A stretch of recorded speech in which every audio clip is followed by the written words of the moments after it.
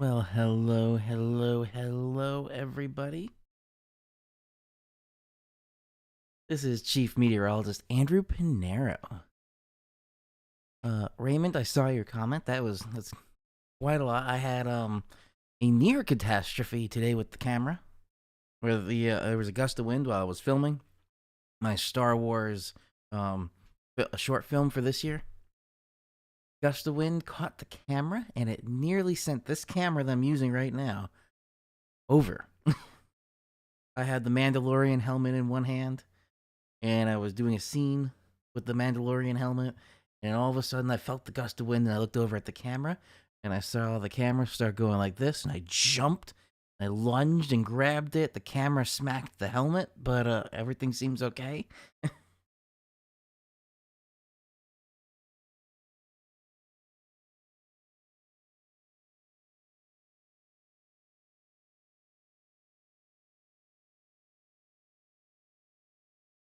But otherwise, Raymond, how are you doing?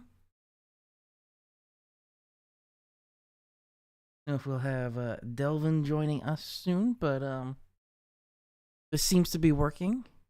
It's letting me film something this every other week with the live stream. And later between 7 and 8, a little bit late, starting at 8, but wind shock, yes. This is a $4,000 camera setup that I almost went down the hill today. And the drink of the evening. This is a variation on the Oscar Berry Mule, where it's Dragonberry Bacardi, Grand Marnier Orange Liqueur, and this time orange soda instead of the lemon lime soda that I used before with the Sprite. So this is a little bit of a different taste, and I like it too. Cheers.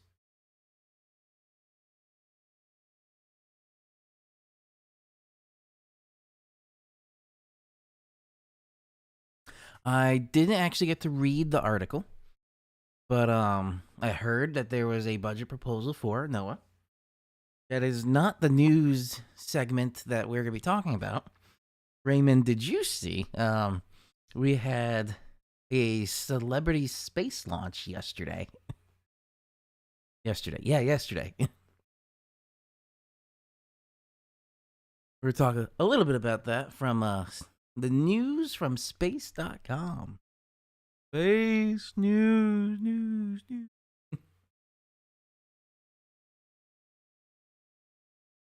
All right, let me start by bringing all that up.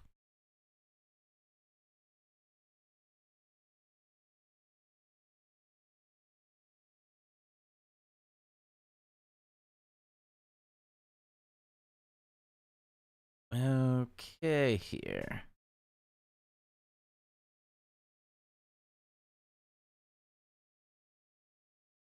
All right, there we go. So, not the news story with the NOAA proposal, but we can talk about that if you have a feed or something that you found it. But from space.com, I was originally looking for the Gail King and Katy Perry with some other female scientists and an all-female crew went up yesterday. But this came up on space.com. Aurora alert. Powerful geomagnetic storm could spark northern lights as far south as Illinois and Oregon tonight. I don't think so, Raymond. You'd probably be in a better position to see it than me around the New York City area. But yes, a powerful geomagnetic storm. Aurora chasers, get ready. Going back to our discussion on NOAA, so the Space Weather Prediction Center has issued a geomagnetic storm warning due to an incoming 1-2 punch from the sun, and we have just possibly received the first blow.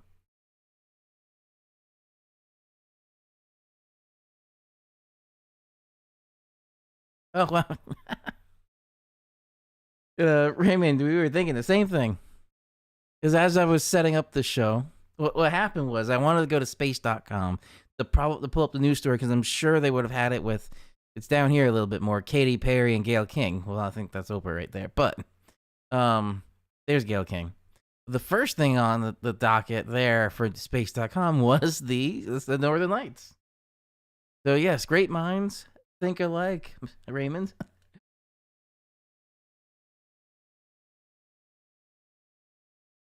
So, it's a possibility. So, definitely more of a possibility for you.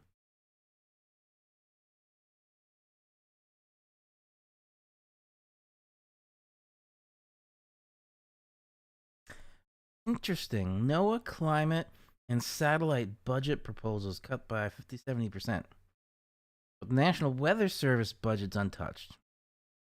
I feel like that was a compromise that was made somewhere along the line. Anyway, down here, let's see. The predicted G3 level storm conditions could bring northern lights as far south as Illinois and Oregon, typically 50-degree geomagnetic latitude, tonight and tomorrow. Raymond, do you happen to know what your latitude is?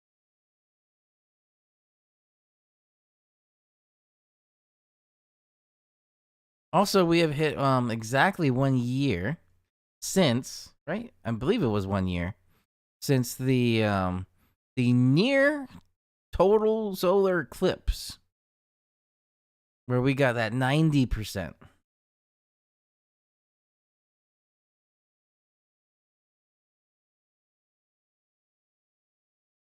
I think that would be that latitude level.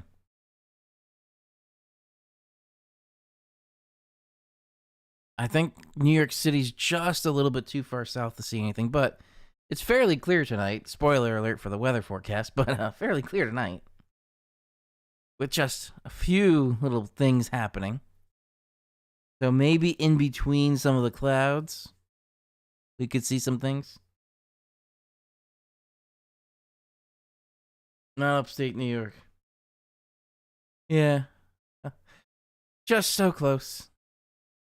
But here's what they put out.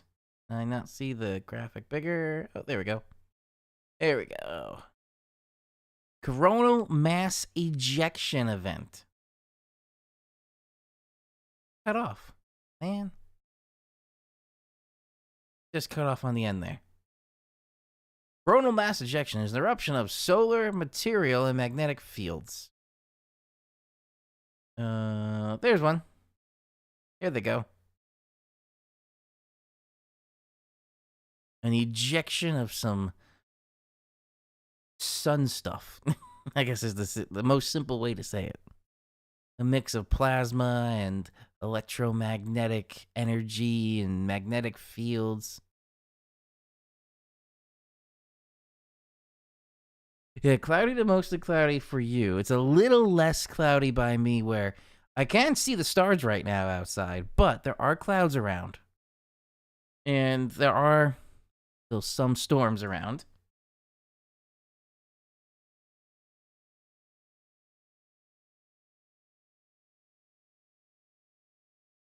All right, so that's something to look for tonight. Both of us are probably not going to see it.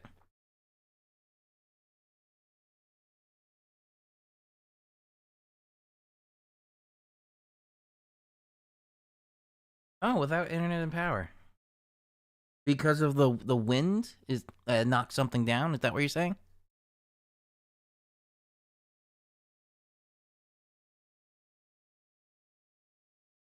All right, so that was Space Story number 0, because that was not expected as a news story. But Katy Perry and Gayle King launched to space with 4 others on an historic all-female Blue Origin rocket flight.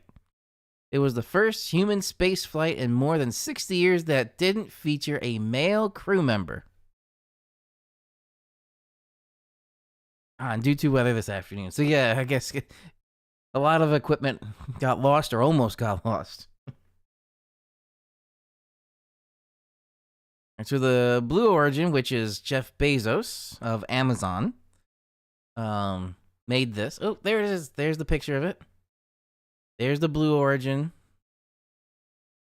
Don't remember which late night show comedy person said it, But the Blue Origin thing, they said looked like a penis. You kind of see it, I guess. But anyway, it was the battle of the billionaires of Jeff Bezos versus Elon Musk with Blue Origin and SpaceX.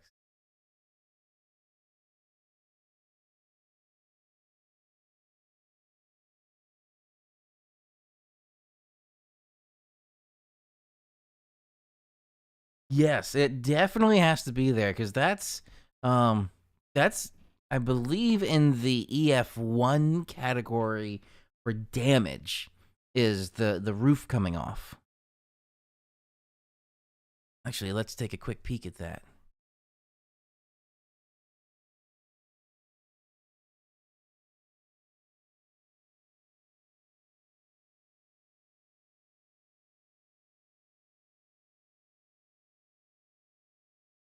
Gave me a description at one point. But EF0 is 65 to 85 mile per hour gusts. So that would be in the EF0 category. However, important note about the EF scale is still a set of wind estimates, not measurements, based on damage. So if the damage is a certain level, which if a roof being blown off, that could be considered an EF1 versus if the wind speeds are only an EF0. So this could have been tornadic strength winds that we saw through this.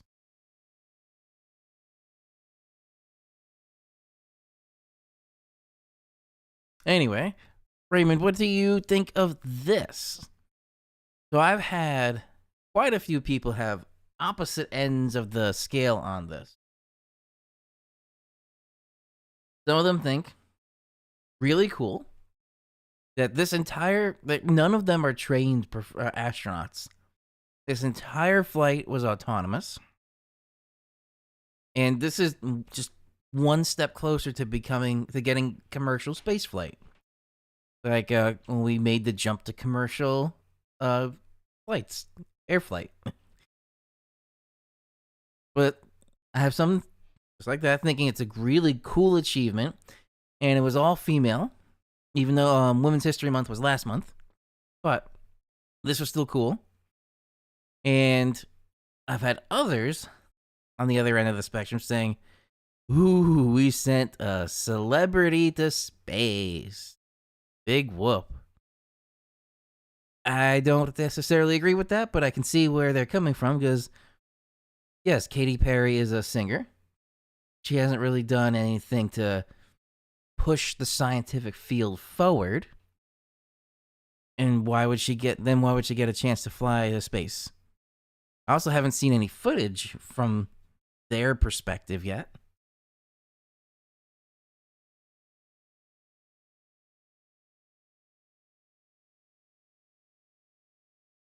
So it might be a microburst too from before, yes. And you think it's a pissing match between the founder of Amazon and the owner of X. Yes. I mean, literally, he sent the penis up. Right? Doesn't that right there look like a penis? Flying into space. So, yes. Ignoring the science part, this is because now we're getting into privatizing space. Elon Musk versus Jeff Bezos. That's why, because SpaceX was, I'm pretty sure, around much longer than Blue Origin. And Jeff Bezos was like, huh, Elon Musk's doing that. I should probably have my own space company. Yes, you found that funny.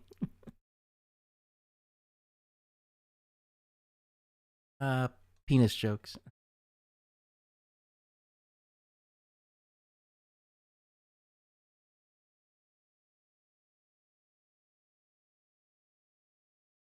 So, there it goes. I haven't seen any of the post interviews with them. I am very curious to just see. I know Katy Perry did perform and sing in space, but she's the first human pop singer to sing in space or sing at space because you can't sing floating in space because there's no sound. Anyway, this also shocked me because NASA and SpaceX, when the capsule returns, it always lands in the water. So they always do some sort of ocean or Gulf of Mexico landing. They landed on dirt.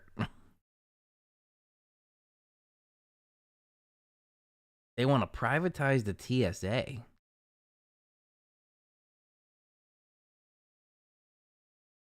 Interesting. But anyway, this fascinated me. I thought they were going to land in the ocean. When I saw them landing on the dirt with a poof of just the dust, I was like, wow. They said it was only going about 15 to 20 miles per hour. So not fast. And my dad was in the 82nd Airborne. And for paratroopers, when they're about to hit the ground, they're also going about 15 to 20 miles an hour. But you have special training as a paratrooper that when you hit, you tuck and roll to dissipate the energy. So a human can land like that at 15 to 20 miles an hour without injury. Do it right. So here, slightly different because same velocity, but we just have a solid back. We don't have a tuck and roll to dissipate the energy, just like parkour people do.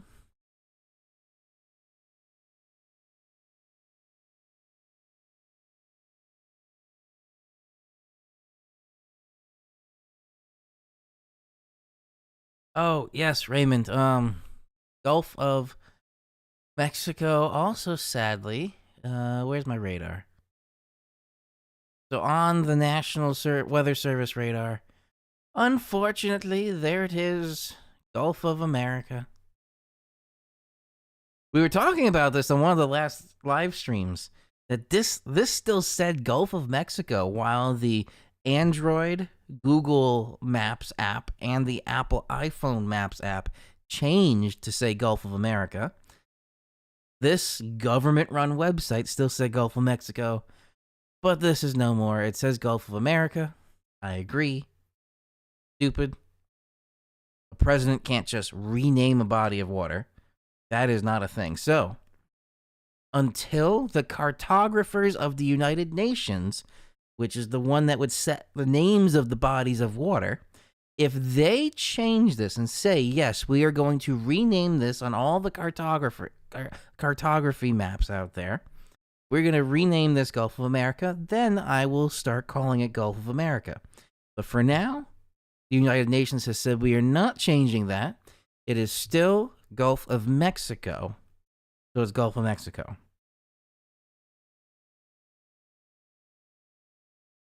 Although the one reason somebody say it should be Gulf of America, I hear their statement and I understand it.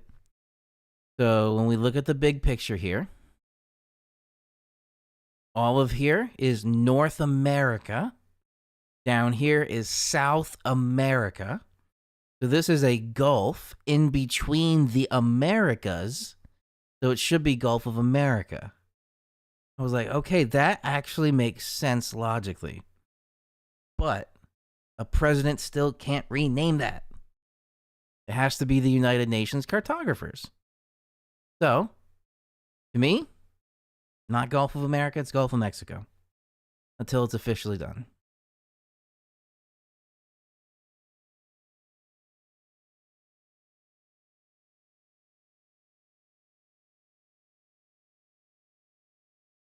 Anyway, so with that, I thought I was pretty shocked how hard, or they landed on dirt, just a hard surface. They all seemed fine.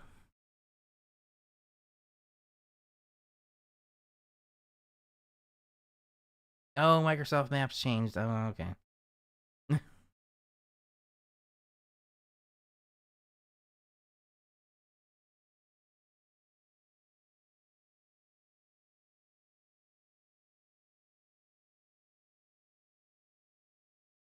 New Shepard Capsule was the name of that. Who was here? So we got Katy Perry, Gail King, Lauren Sanchez, Amanda. Not gonna even try. Aisha Bao and Kieran Flynn.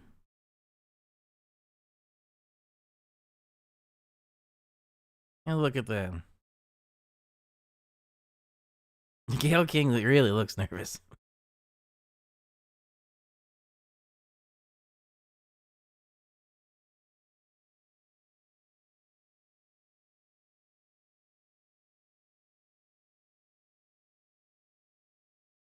On the Northeast Regional Radar.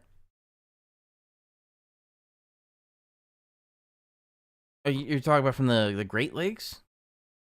Because yes, on 5 o'clock news too, they did mention "ho ho ho, no snow" was the phrase.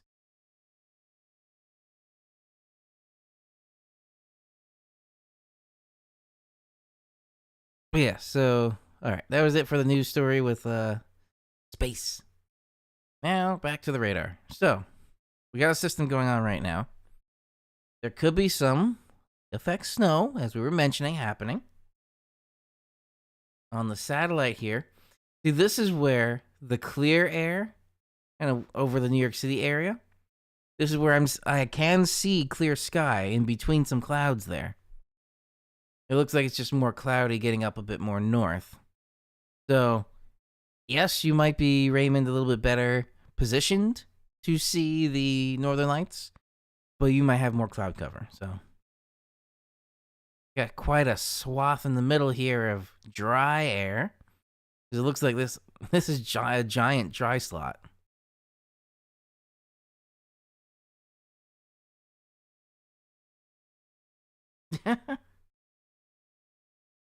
Yes, that's what it looks like.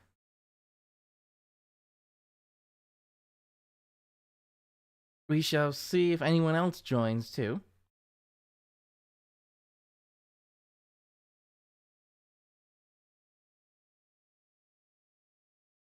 Maybe what was the other one? Oh, so the Storm Prediction Center still had this marginal risk for today, but on the radar, actually, let me switch to this radar.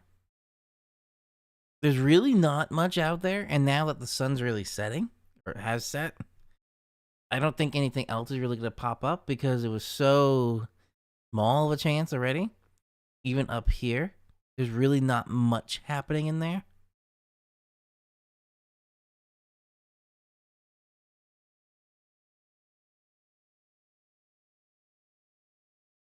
But yeah, this storm chant goes away completely because we're having the cold snap, quote unquote, come in.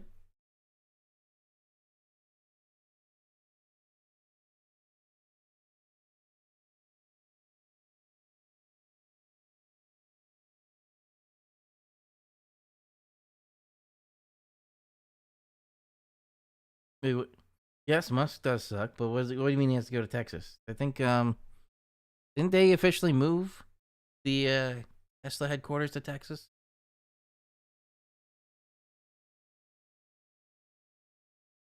I know the Gigafactory out of Texas has opened, and my Model Y came from that one.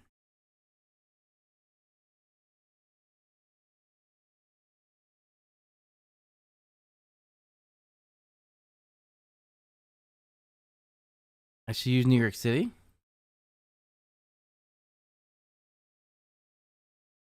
Let's see, are they almost the same? No, probably because it can't reach that one.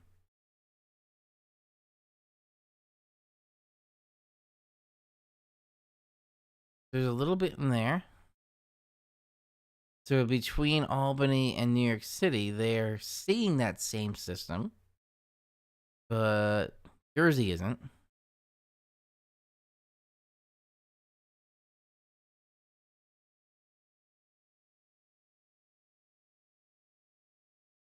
Ah, the HQ is in Texas. Okay. Remember there was a whole thing about him violently leaving California. Not a figure speech violently. loudly leaving California.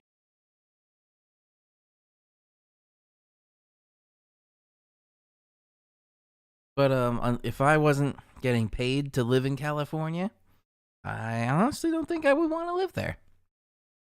Because rent for a dinky little 525 square foot apartment was $4,000 a month. I mean, it was a very nice apartment.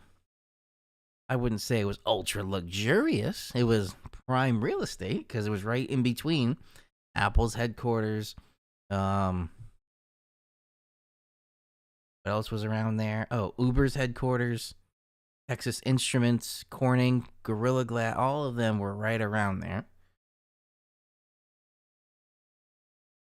Looks like moderate rain west of Albany.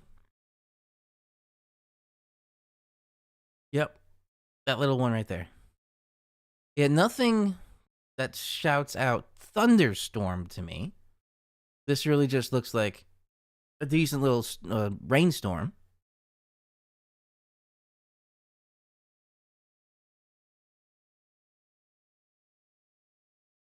And yes, I didn't have that in the news section because I had space news instead of geo news.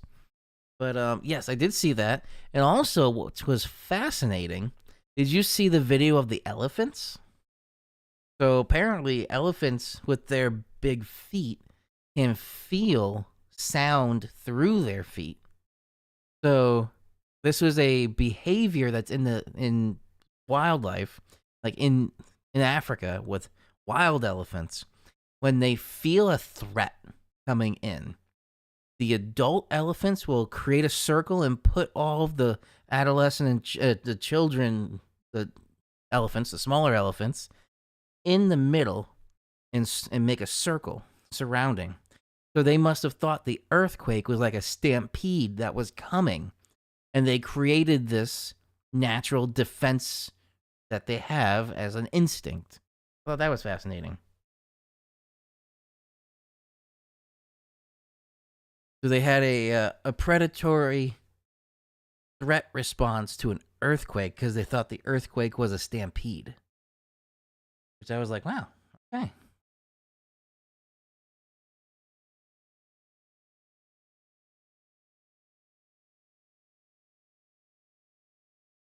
All right, so that's on the radars now. Let's jump a little bit into the forecast models on the good old tropical tidbits.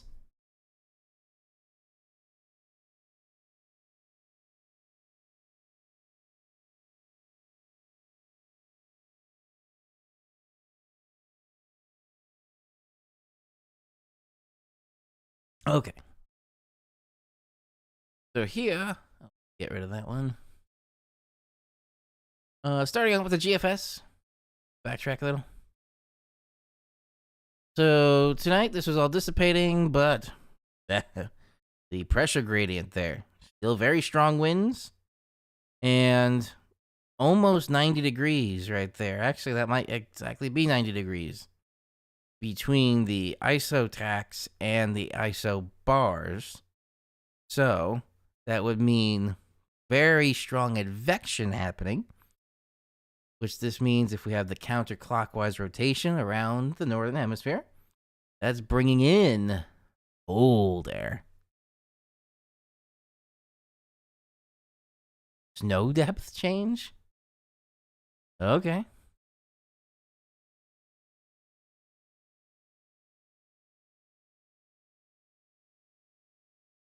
Move it all the way out. There we go.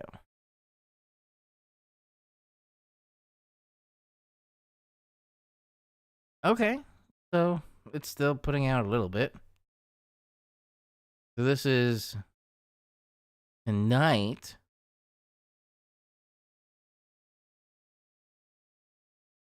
And then that's another one next week, next Tuesday. That's showing the 22nd. All right, there we go. These are just for fun. Back to here. So, cold, windy tomorrow. Clears out. Thursday, clear, Still cold, less windy, but overnight Thursday into Friday, the temperatures may be on the increase. And then Friday might bring in some more showers.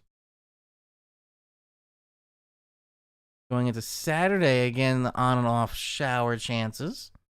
Sunday for Easter, unfortunately, looks like a little shower here and there. So maybe a little wet or a little sprinkle for anybody doing Easter egg hunts in the morning.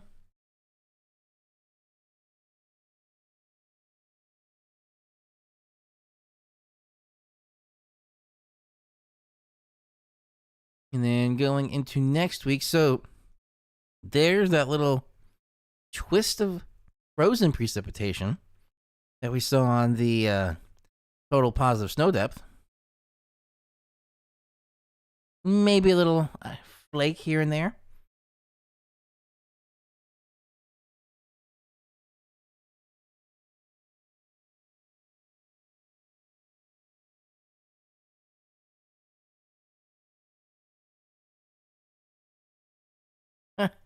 That is a great question. Why didn't it happen in January, February, and March? Speaking of which, did you get snow on Saturday, Raymond? It was Saturday morning. Yes. No, Sunday morning. Oh yeah, Saturday morning. Yeah, Saturday morning. My wife and I woke up and we looked out and it was sleeting, and we saw about an inch and a half or 2 inches of snow with sleet then on top of it.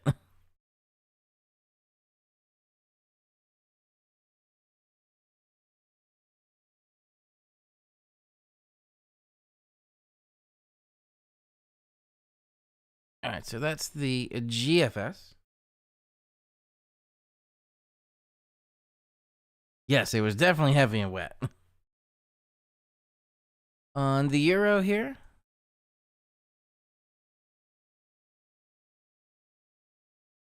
well, a little bit more popcorny kind of look. But then going into the evening hours, yeah, it dissipates. Still windy, cold air advection, cold Wednesday. High pressure moves in, so a clear Thursday. Friday starts out fine, but then we get warm air advection, and then some showers move in, on and off. Later in the day, Friday into the overnight hours, Friday into Saturday. Clears unless it's north, like the U.S.-Canada border. Then Saturday brings in some more showers there. And then Sunday morning, maybe a little bit, but then more, little break, then a little more coming into Monday. This could be interesting. This was almost setting up like a cold front type line that could have some severe weather. Not severe, but at least thunderstorm weather.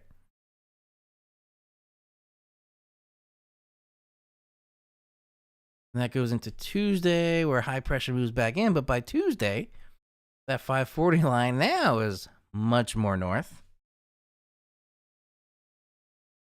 So really, it's not a very active weather week going through Easter weekend.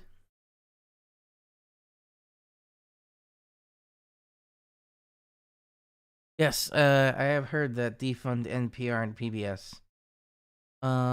There was a percentage breakdown where it was like 10% of their funds come from a government fund, something like that.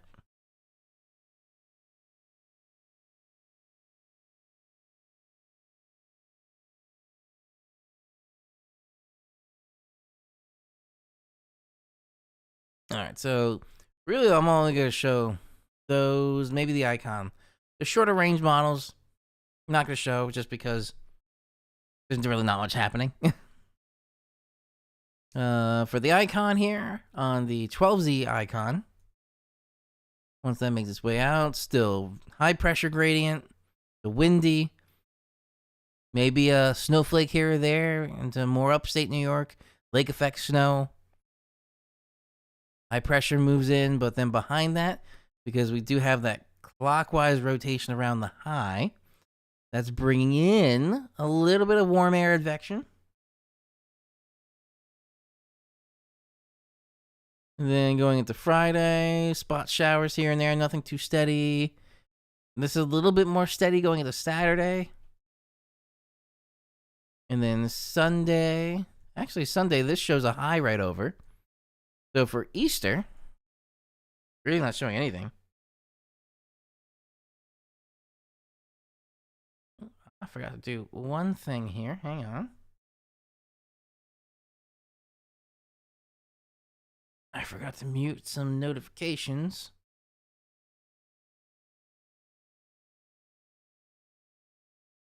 Here we go. Now I have notifications muted. My watch was going wild.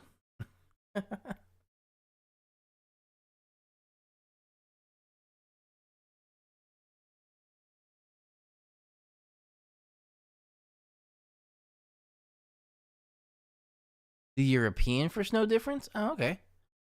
I can do that.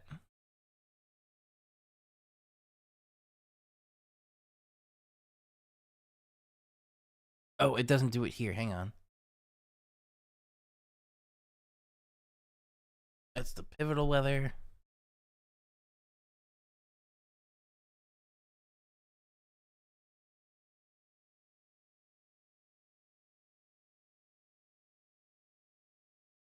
Winter weather. Total snow 10 to 1. A little bit more zoomed in. Yes. All right. Single image. I want the forecast loop. All right, so there's through the end of the Euro. Wait. Did it go more now?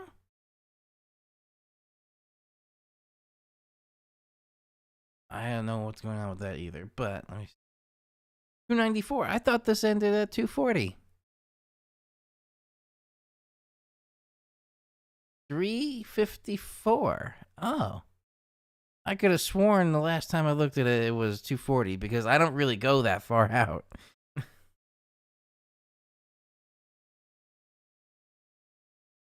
Yes, that was a stream blooper before, but not much. Yeah. So through the next 354 hours, the most I see is just a spot right there, 4.9 into Canada. But anywhere in the US, 2 inches. So really not much.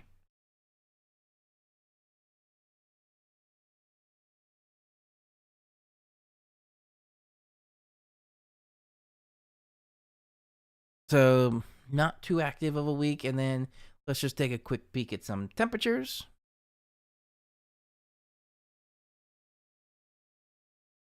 All right. Those look good. So Islip into Long Island.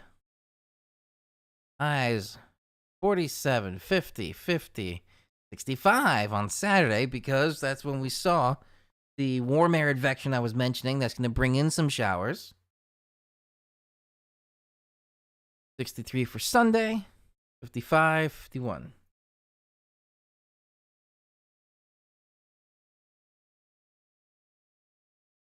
The New York State Snow Belt. Maybe I will. I will coin that term for next winter season.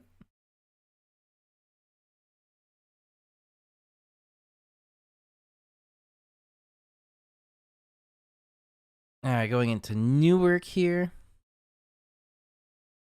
61 for a forecasted high. I don't know what the actual high was today, but I definitely saw we were in the 60s here in the New York City area. So 61, 64, 66, 80. 80? You see that? Hang on. 80? That's really what it's saying? Raymond. 80? You think that's really possible for Newark on Saturday?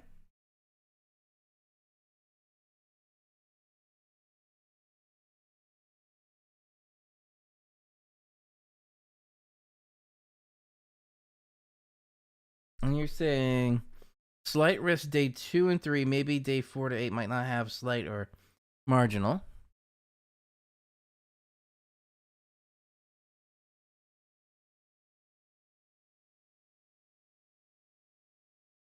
Yeah, so the day 2 is in the typical where we would think of as Tornado Alley. Day 3 brings in that slight risk. 81 the next day. 81. 70 I would definitely more believe, but in the... Ooh. Okay. I grabbed an 8. I didn't think I could do that. Anyway, 80 and 81. You think we're going to hit that? That's Newark. Let's see what White Plains shows.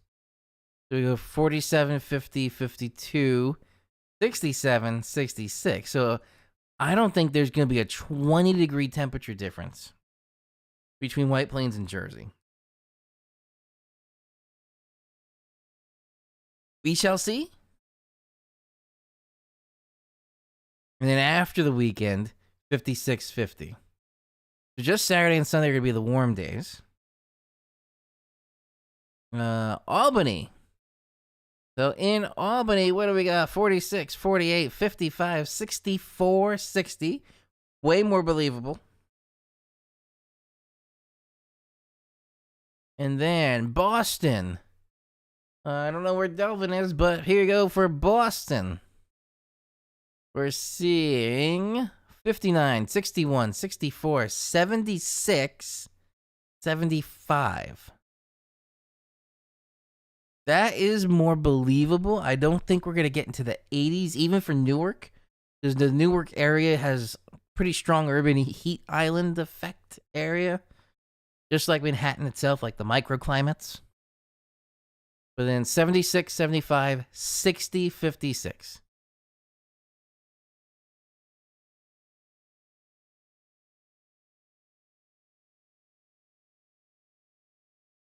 So we shall see.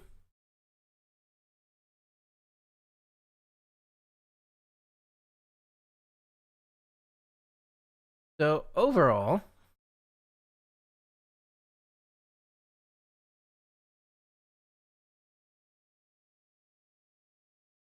oh, Raymond, I did not see that FEMA rejected the request. I think a lot of these agencies are in fear right now.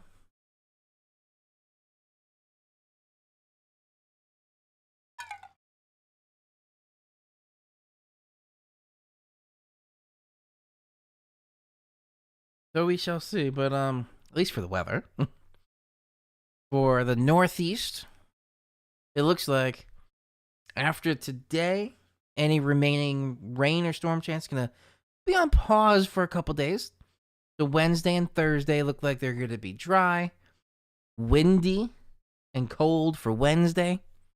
Less windy, little less cold for Thursday.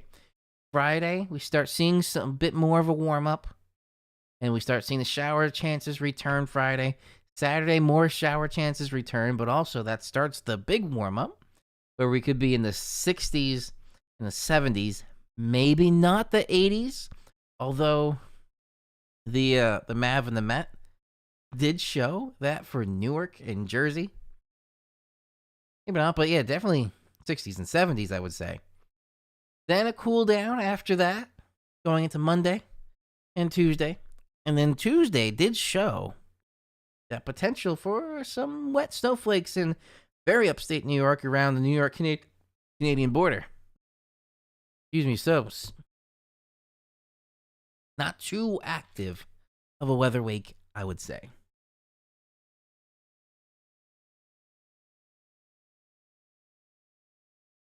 All right, Raymond, we're going to have a brief intermission. We're going to come back, do our weather radio spot, and then play some Minecraft.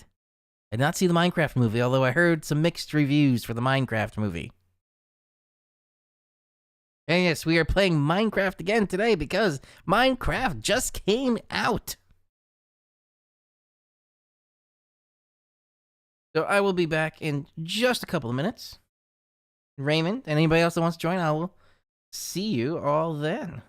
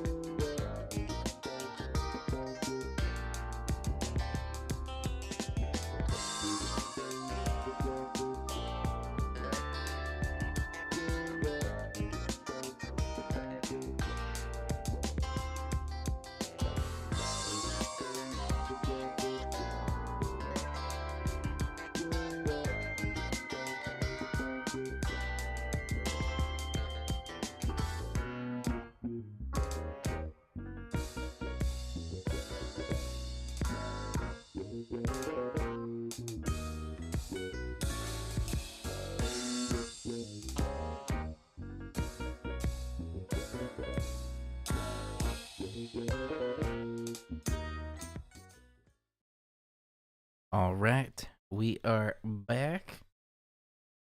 Hello there.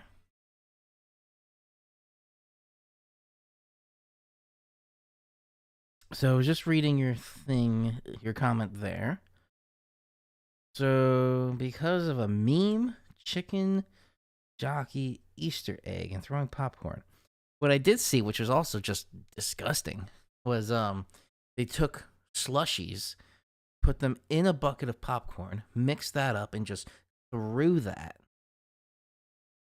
I would assume, yes, the police should be called for that. Speaking of police, I have a police story.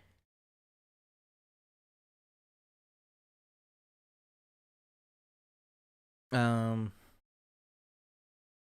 gonna try and do this.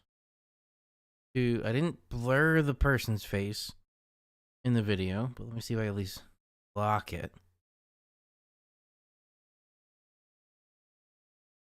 Okay, hang on.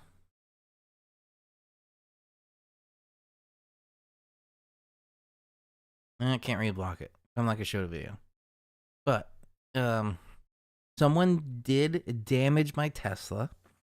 I know there was a lot going on around people intentionally damaging Teslas in protest of Elon, which frankly is just stupid.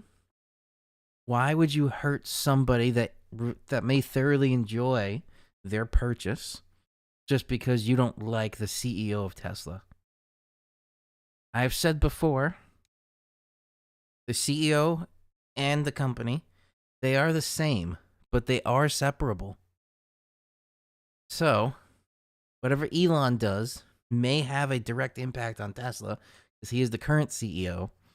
But if you don't like Elon specifically, don't protest Tesla because you don't like Elon. I don't protest, at least violently like that. There's no reason to intentionally damage someone's property because you don't like the company or the person in charge of the company. So, I had that cautionary going in. I looked at the Tesla footage. It didn't look... The law specifically says 3 things for this charge of what's called criminal mischief, which is knowingly, purposefully, knowingly, or recklessly damaging the property of another. So, purposefully, this did not look like it was purposeful. It was knowingly, because it looked like either the wind got away from the guy as he opened his door next to me, or he itself was just reckless and just pushed the door open a little too hard, and it hit the passenger rear door of my car, and it left quite a bit of damage. Tesla quoted $2,000 of damage, so not insignificant.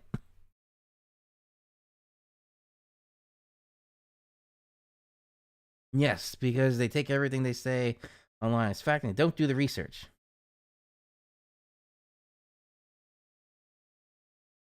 Yes, even that. So those Teslas in the show, the dealer, they are owned by Tesla. They are not people's property. But damaging those Teslas does not solve a thing. Protesting and getting heard, peacefully protesting and making your voice heard, yes, that can lead to something. Setting Teslas on fire does not. So that's where I was very 50-50 about this. So I called the police. This happened at work, so I filled out a work incident report. Then I had the police come and I filled out a police report. I showed them the footage. We got kind of in the moment. The cop was really trying to help me, which I really appreciate. We went over the footage in my car. We were going over for 20 minutes going over the footage. He was trying to get a plate that he thought it was, run it in his system, didn't come up with anything, try again. We tried 5 combination of plates that he tried to run, but nothing came up. We got a vehicle description very clearly. We got a person description very clear in the video. So we took it to the station. They analyzed it. Enhance. They did that kind of thing. They found the guy. I got a call from the police officer just a couple days ago now. And he said he spoke to the guy. He was very apologetic, which some not so positive people, which you can't really be as positive as you used to be able to these days. But they said, yeah, he was apologetic just because he got caught. But at least he wasn't trying to be like, yeah, I hate Tesla. I hated that. I was targeting. Which I actually found out is not a hate crime. Even though you say you hate somebody because of their car purchase, that is not a hate crime. Hate crimes are very specific to like race and religion and stuff like that. Not your car purchase decisions. But anyway, he was apologetic. And in the police report, the guy's insurance policy information will be in there. So I'm going to go collect that police report. And then I use that insurance information from the guy in Tesla. I give that to them, and I don't have to do anything. They're the ones that file the claim with that guy's car insurance policy. And that's where they get the money from. So, doesn't leave anything bad for me. I get a door fixed, leave my car the way it was. That's kind of what the law is, to leave you at where you were before. Same thing with courts. You never try it. Courts aren't there for you to get one up on something.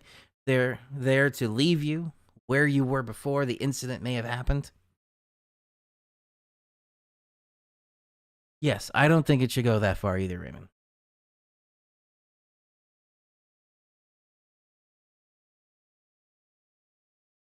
But anyway, do some Minecraft. Relax a little bit here. Let's bring up some Minecraft.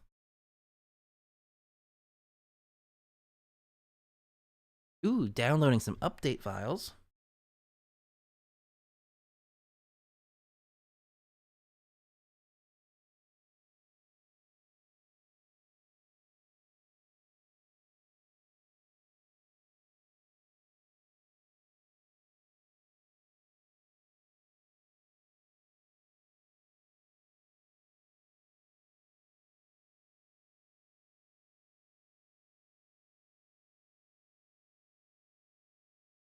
Hair sticking up a little bit with headphones on.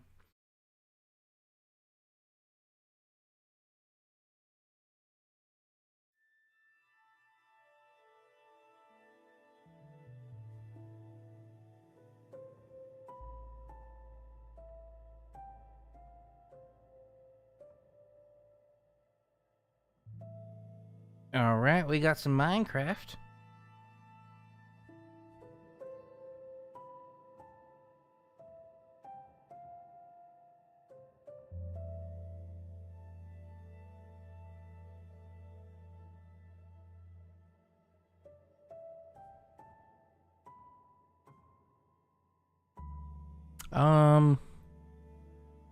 Because I work at Apple, maybe. That's all I could say, at least for that. But personally, I don't know. Price of eggs, for instance, don't seem to be as big of a thing as people made it out to be. Like, I just bought a dozen eggs for $6 and change. So, yes, a little bit more, but not drastically more. However, when I was in California, a gallon of milk cost $9. A dozen eggs was $8. That was ridiculous. That was in October. That was before all this happened. A dozen eggs might cost like $10 now. And the gallon of milk might cost also $10. But in terms of buying stuff, I don't have anything to buy right now. My phone's good, my laptop's good, even though my laptop is now 4 years old. 3 years old. 3 years old. Right? Yeah, 3 years old. I don't need a new laptop. Camera? My camera is old. I got this in 2018. That's 7 years old. This camera I have had, excuse me, for 7 years.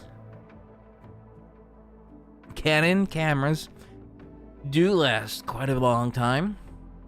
And the lens I have is still a current offering. And it's a very high-end lens. So the lens itself was $2,000. And I can 100% see the quality. So this essentially was a $4,000 camera setup. $2,000 for the lens, $2,000 for the body. I didn't buy it all at once because $4,000 at once is quite a bit. It was $2,000. Actually, it was less than $2,000 because it was $2,000 with the kit lens, which was like a really good lens itself. So like the camera itself may have been $1,200, and then the lens is $2,000. But camera with the kit is what I bought in 2018. Then that lens I'm using now, which is the $2,000 lens I bought before the pandemic, maybe early 2020, before things started shutting down, or just after, maybe 2022, something like that. I still have a video to put out actually with this update.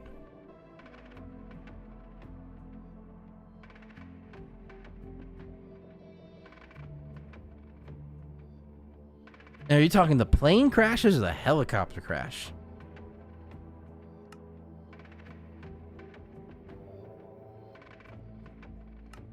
Is with the helicopter crash, that was pretty interesting. It was from the outside perspective. From that video, you see a helicopter going straight, then it turns right, and then the propellers just disconnect from the body and the body falls. So from the outside, that looks like it could just be mechanical error because the company now has shut down permanently. But I have to watch a video. There's a pilot I watch. There's Captain Steve, as he does. Captain Steve. And he doesn't specify what airline he works for. But he is 65 and has been flying, I think he said, like 40 years. He's been a commercial airline pilot. He's about to retire. And also he said, at 65, you are forced to retire. You have no choice in the matter. Which I see as good and bad. Oh, right, we have water down here. And no air, I don't think. Yep, no air. Oh, there was over there.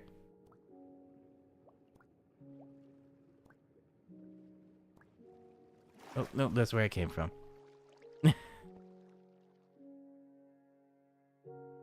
Oh, I got quite a bit of copper on me I want to deposit.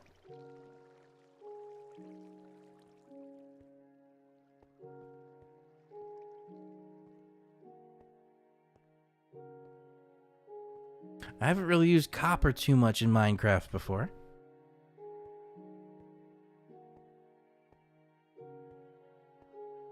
But with the helicopter, so... I'll talk about the planes in a second, but at least with the helicopter, it's probably not pilot error, is my guess. I haven't seen that Captain Steve's video, but he interviewed an expert.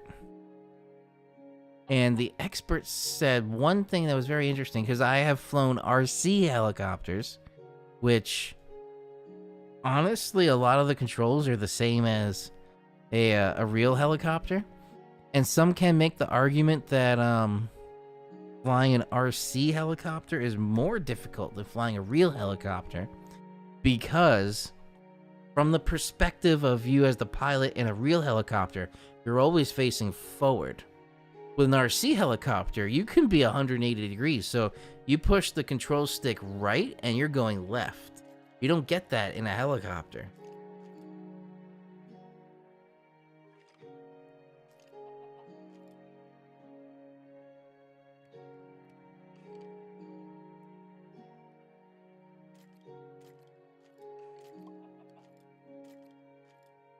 Copper's going, do I have any food?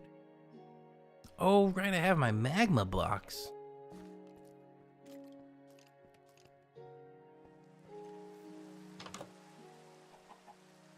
Knowing these magma blocks here.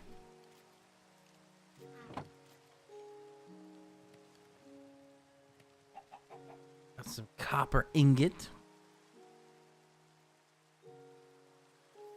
See how the chicken's doing?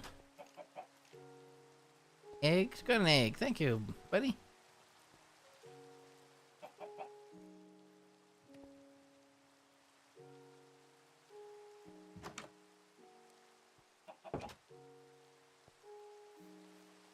It's weird, it sounds like rain, but it's snowing because I'm like right on the cusp of the biome.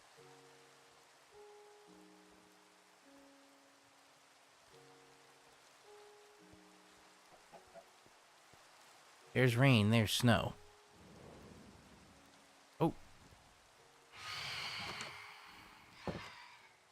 Don't know what those were. That scared me for a second. Can they come in? I don't think they can. Look wide like a spider. There they are.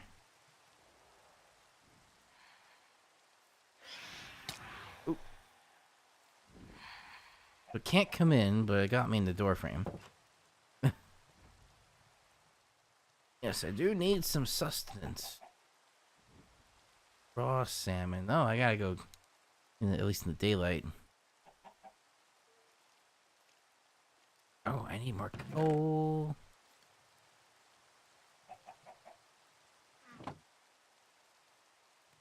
There. For now, I'm going to stop this. I'll pull that out. Cook some salmon.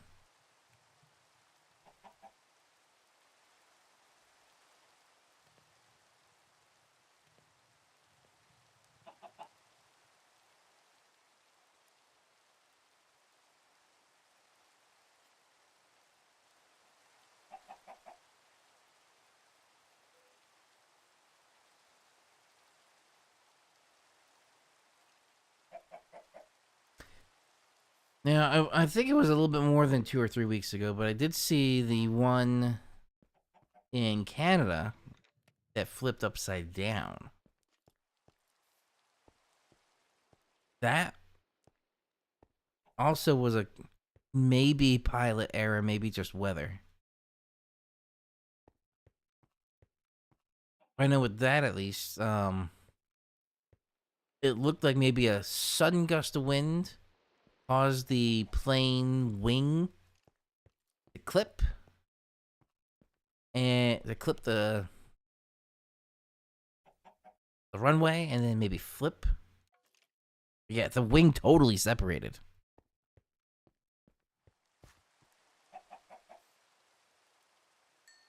Got our fish.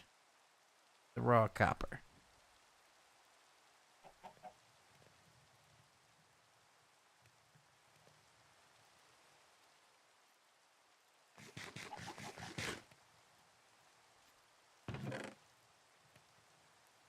Ooh, we got quite a bit of copper.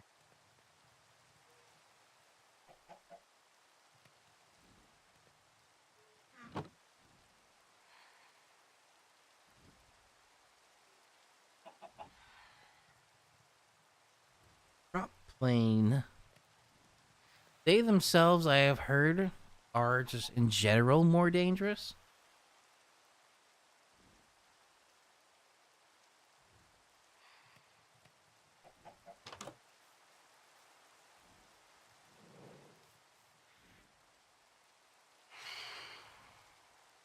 My theory is correct. They cannot come in.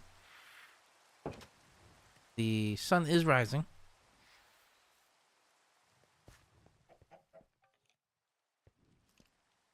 Still gotta go find some wool somewhere.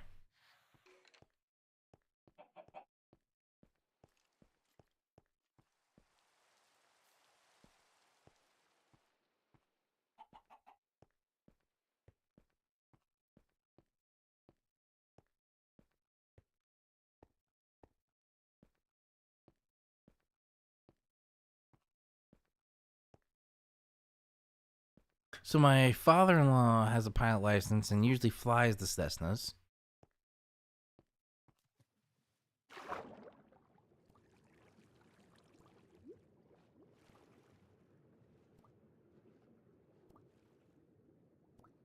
No air in here.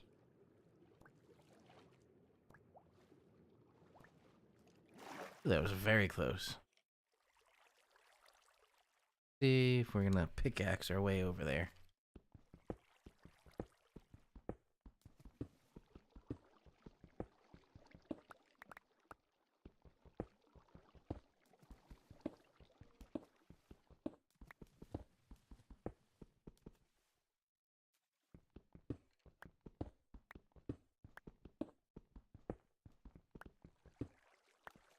Water coming from a...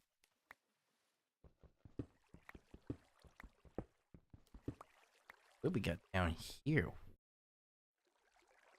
That is quite cavernous.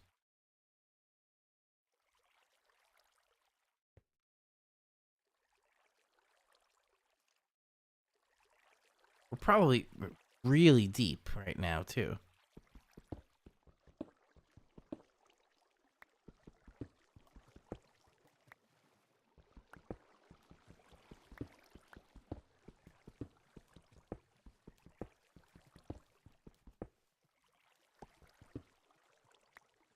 Ooh. It was just a bunch of sand that fell.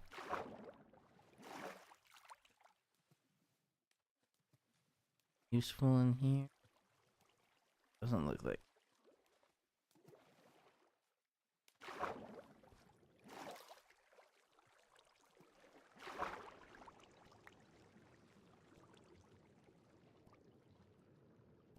Dad, I can't tell what that is.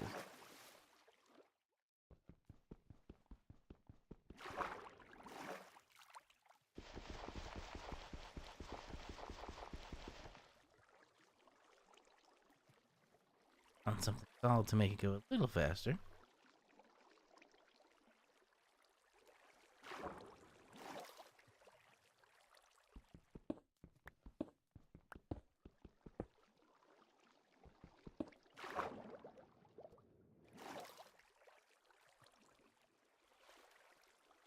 I think I should put a torch up here.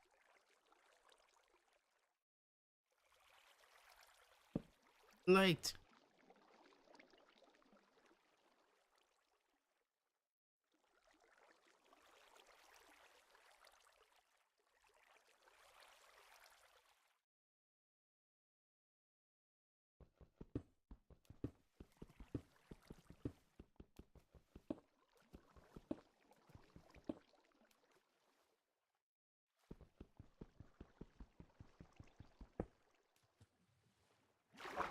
That definitely looks like iron.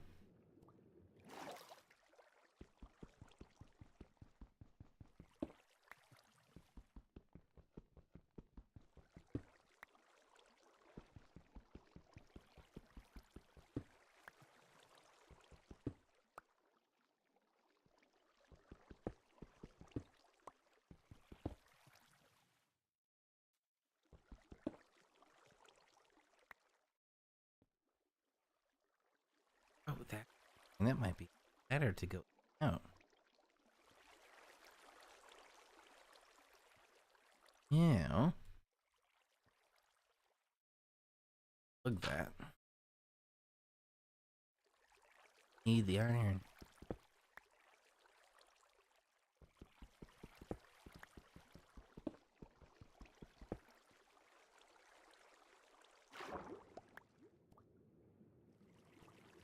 There's two.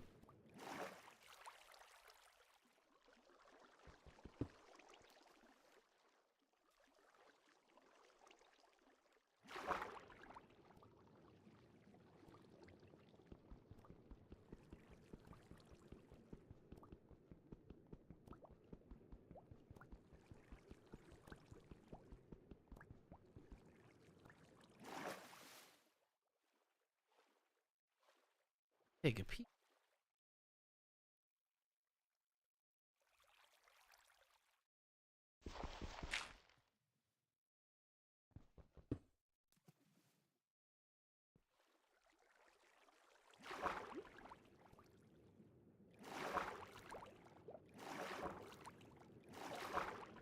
Something there.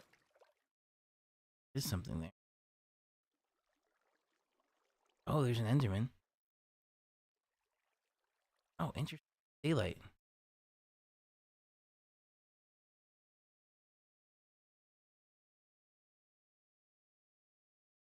This looks just like a gold. I think that's gold over there.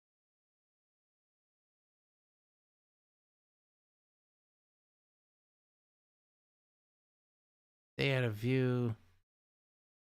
Enderman.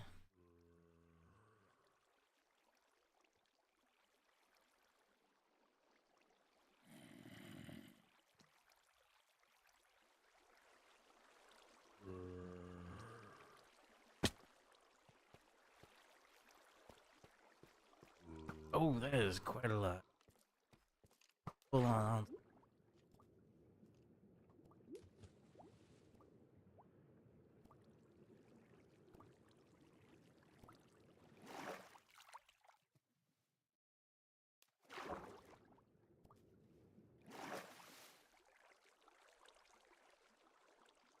Definitely gold. I know there's gold over there. Oh no.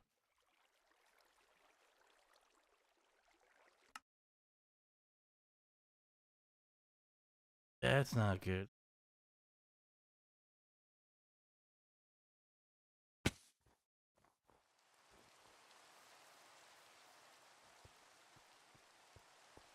I really got. I have them.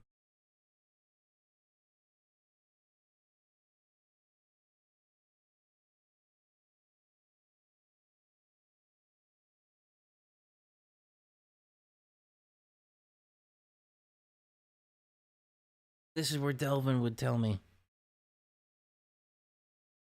what the how to view the coordinates. How to view coordinates in Mac Minecraft.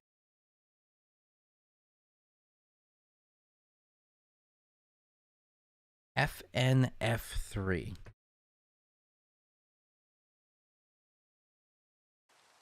FNF3. Boom. Okay.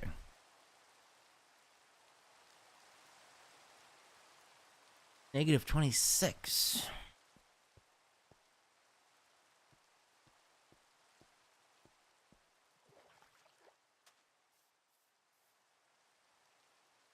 Negative 26. Okay. We got 64. Okay. 218.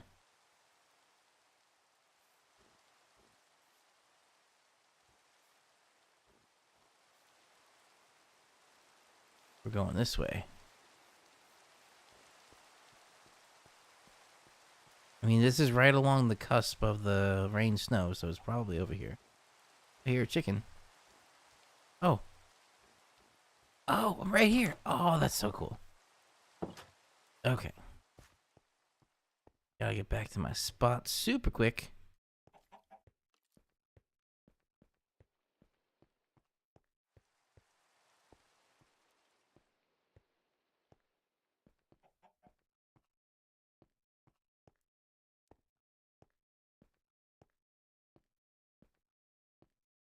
Yes, that definitely would have been a disaster depending on the time of day.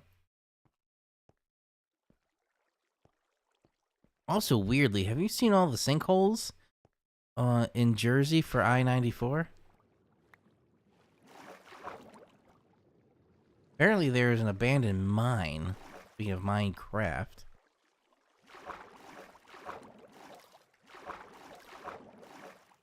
There's so many of them now down there.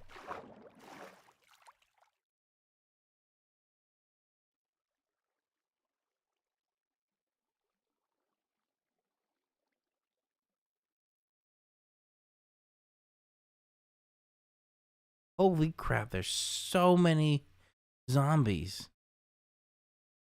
Enderman is not there anymore.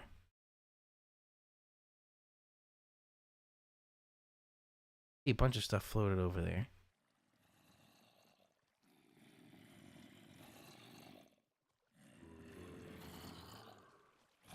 Stuff floating all around. I I don't know what was getting me.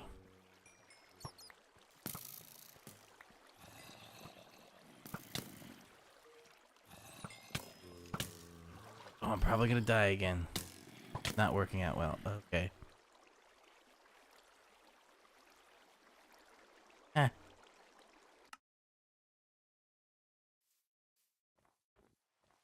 Alright, we'll try that one more time. I literally have no defense against it.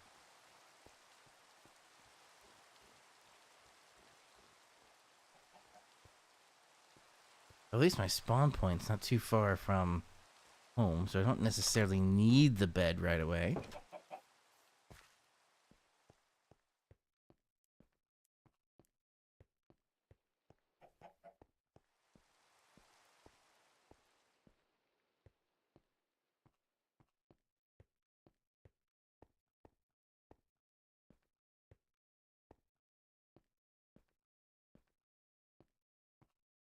So last year we had that 5 point something earthquake, I think it was, in Jersey. And that was from a fault line that was around abandoned salt mines. And these abandoned salt mines are what caused issues recently.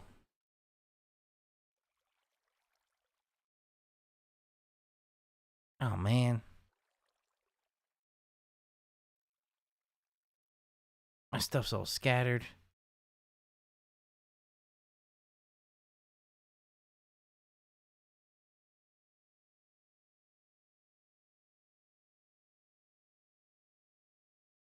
They're quite literally waiting for me.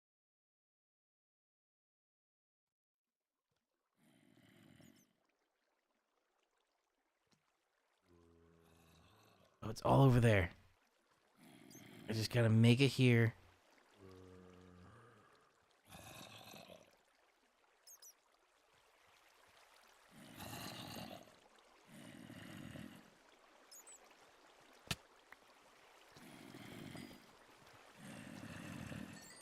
Okay, got some stuff there, got some stuff there. Oh no, a creeper.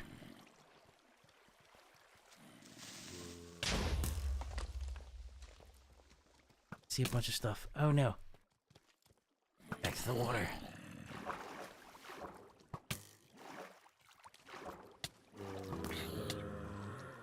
Oh, I think I can't.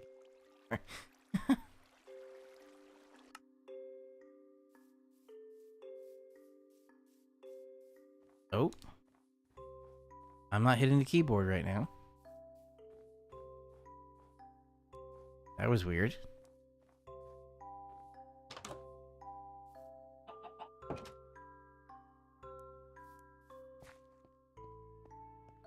See, that's why you don't take everything with you down into the mines.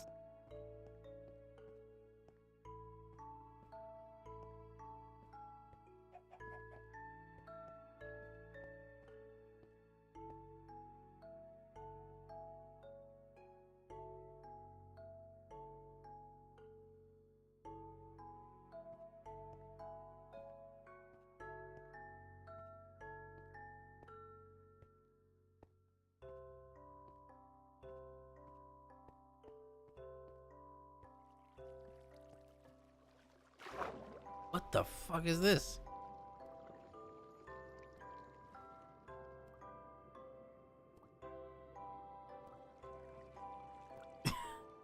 Number one, that was not there. This is closed, most definitely.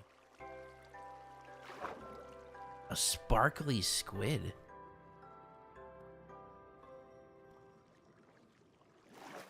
What's a sparkly squid?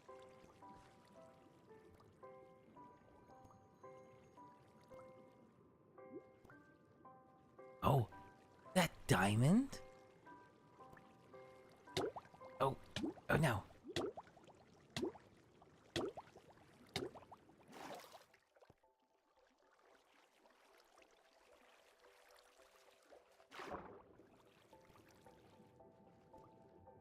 Where does it say what it is? Diamond. It is diamond. Okay.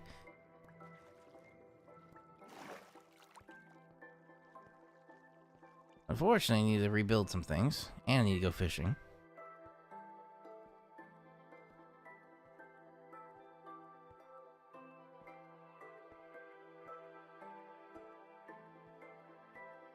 A diamond squid? What's a diamond squid? Hang on here.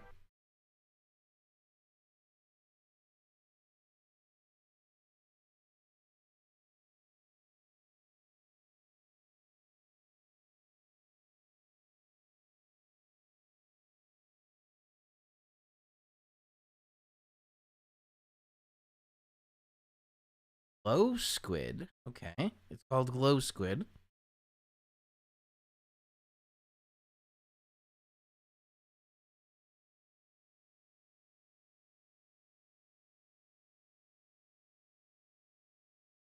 Barrier squid found in dark underwater areas, typically in ocean depths. Means it has an aqualuminescence. Yep, so this is it. Schools of 2 to 4 glow squid spawn in water in complete darkness in the overworld, except deep dark biome. Below layer 30.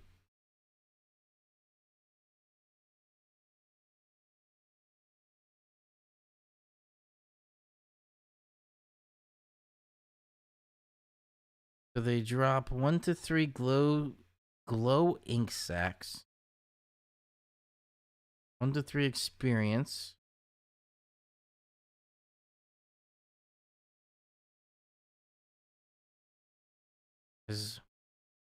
Other baby animals. Killing a baby glow squid from bedrock condition yields no items experience. We're not in bedrock edition.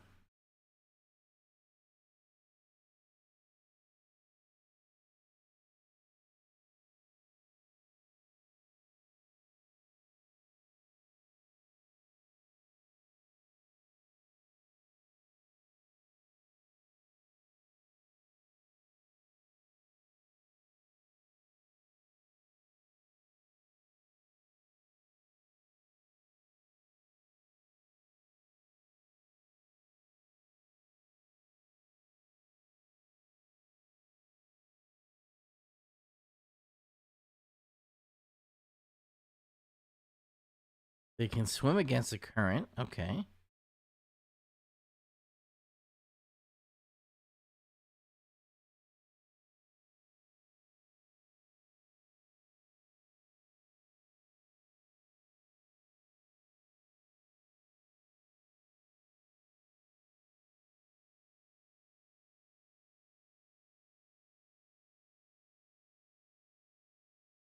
Okay, so it's a friendly creature.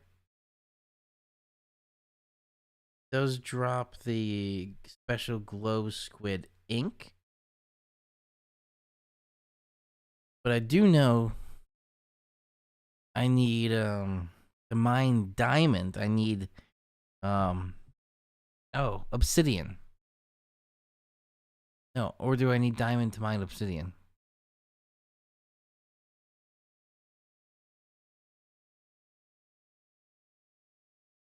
Or is it just iron?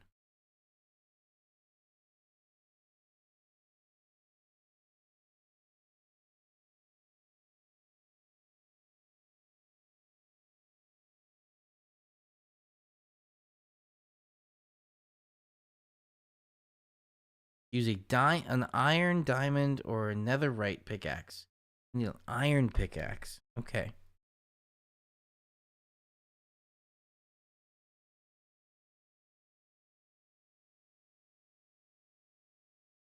For Section 230, Raymond, I don't know what Trump's stance or knowledge level is for Section 230. So until he says something about it, I'm gonna hold judgment. Puns for days, yes.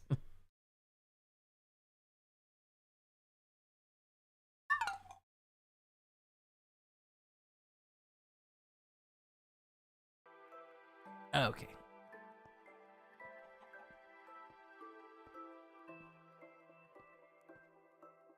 Let's see how much iron I have.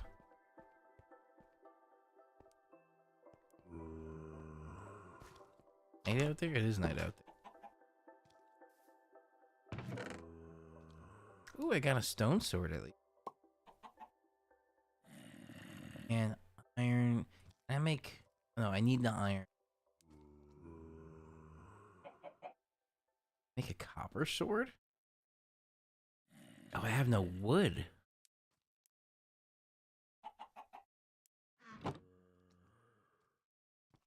Did hear an egg. Got an egg.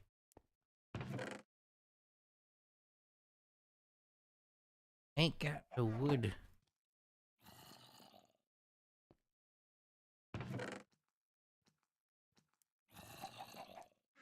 I need the wood first.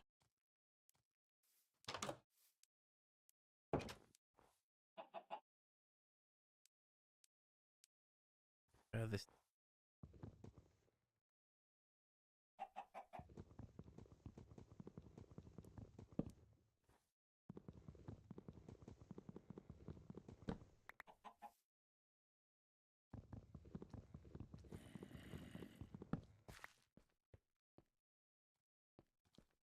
I'm running. Got at least a few pieces.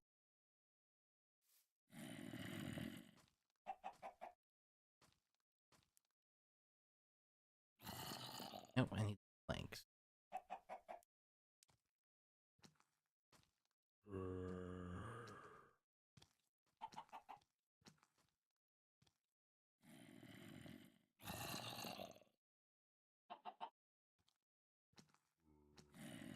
Sticks.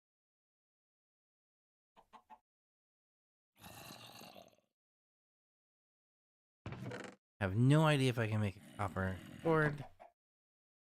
Try. What happens? Nope, didn't work.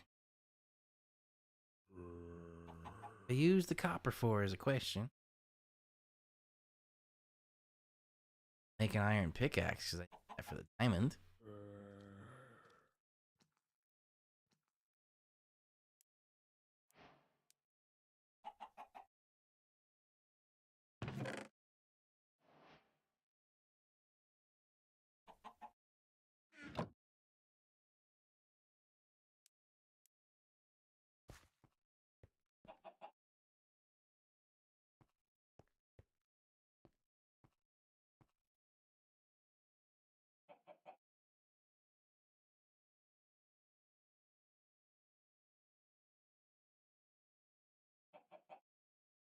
That would be funny. Although that can't be the entire museum is just funny stuff like that with weather fails.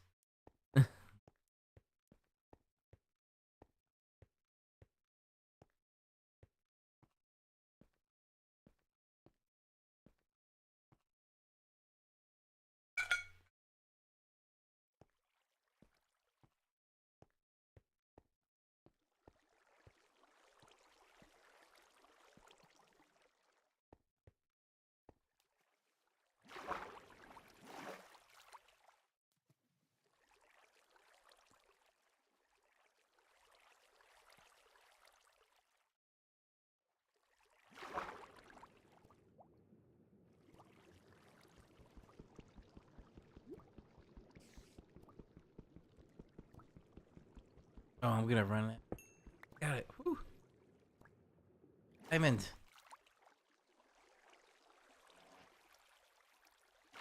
Iron it. There it is.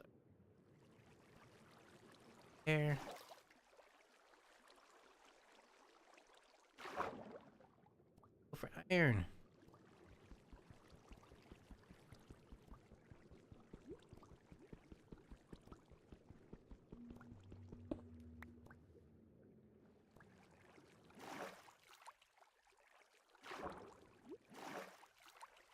All there.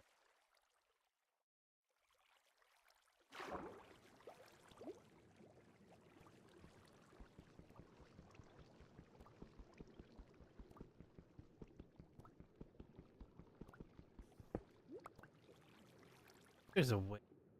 And whew, then the air you have available.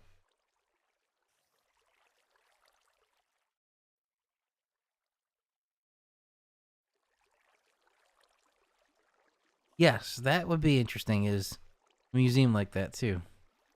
Be a little bit of both. Uh,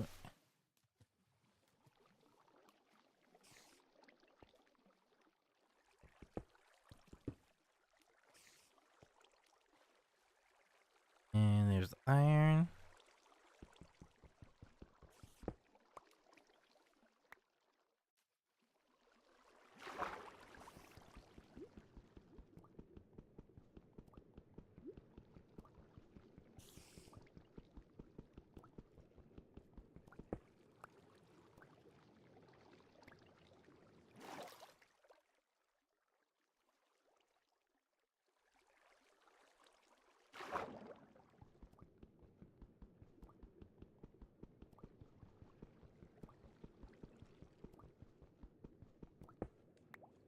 All right, iron. We're getting some irons.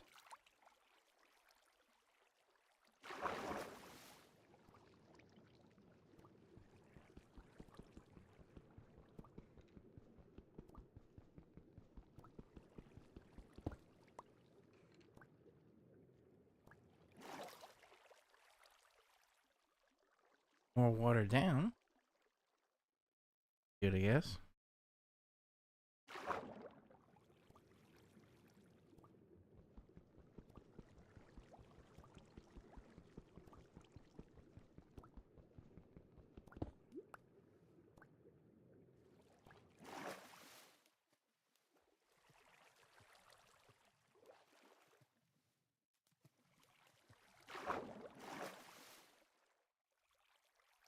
Once I got these last four irons, well, good.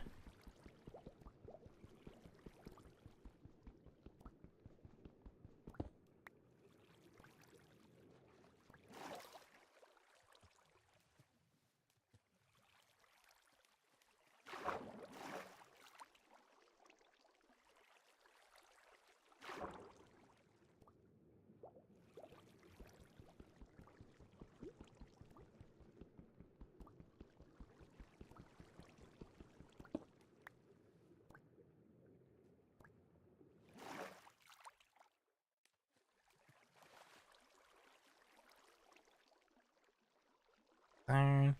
Got a diamond, so let's go back up. Not lose any of that.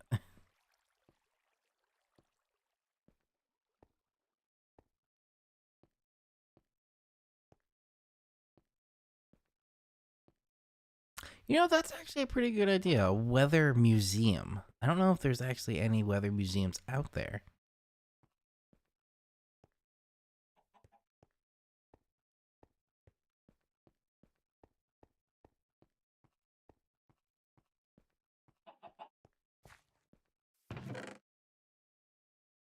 Diamond.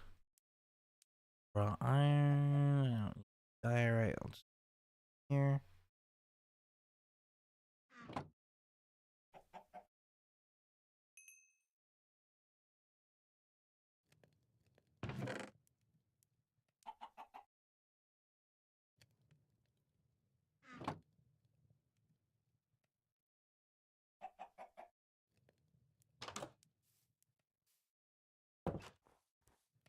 And daylight.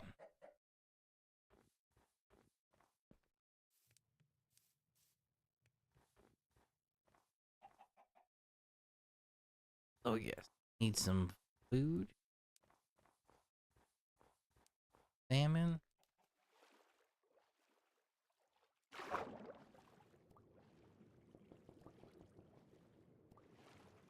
Lots of salmon.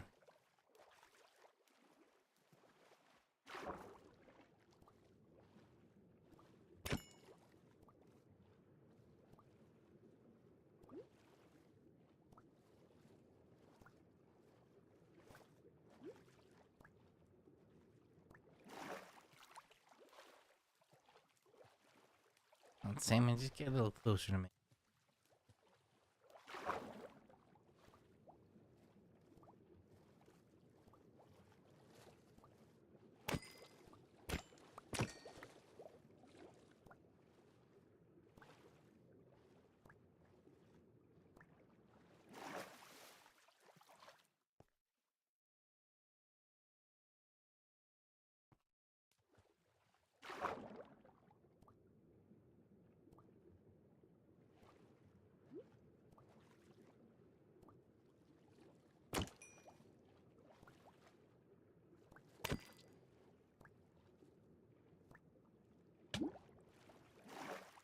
Okay.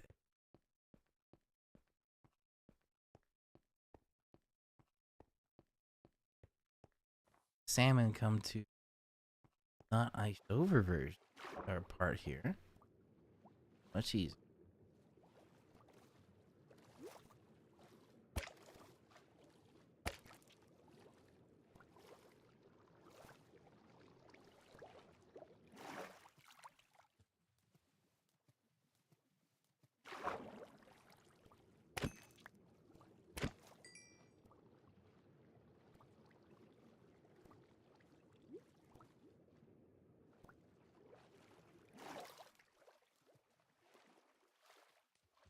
Wait, I only got 3.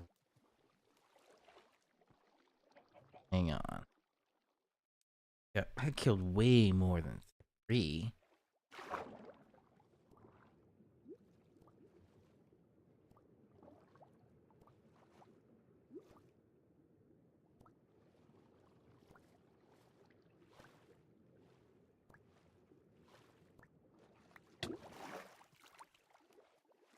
Three is gonna have to be enough.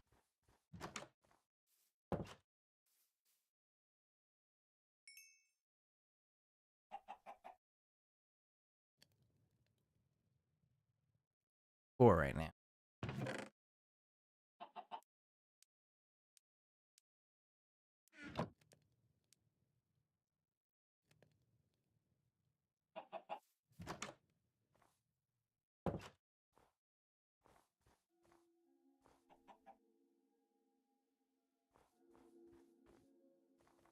Definitely.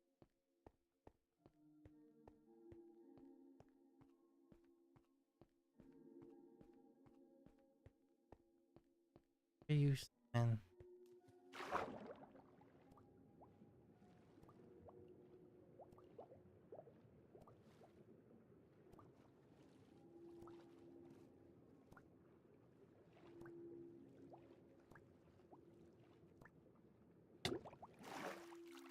gotta be very careful now.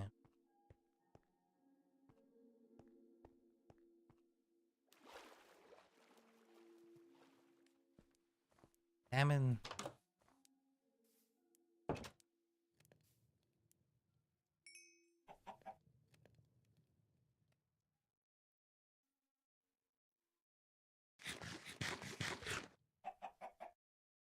Yeah, let's regenerate some health.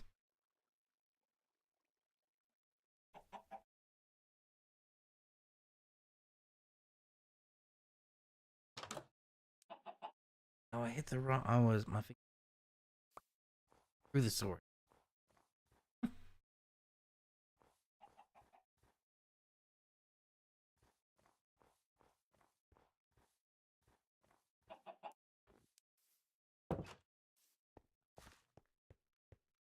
Take a peek at the spot down there and see if it left.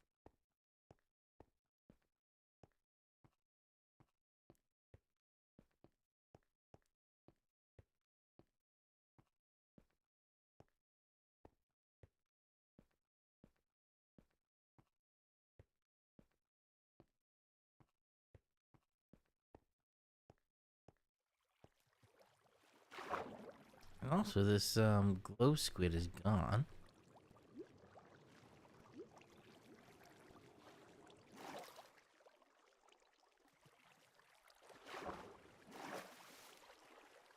Salmon.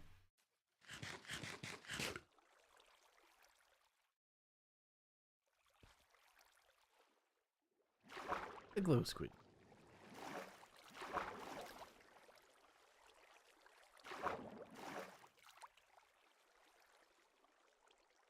Looks like my stuff is.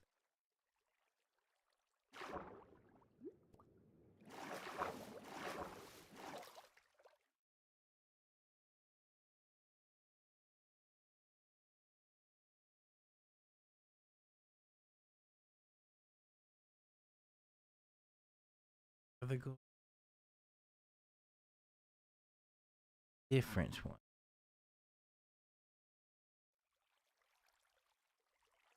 Gold left. Might be.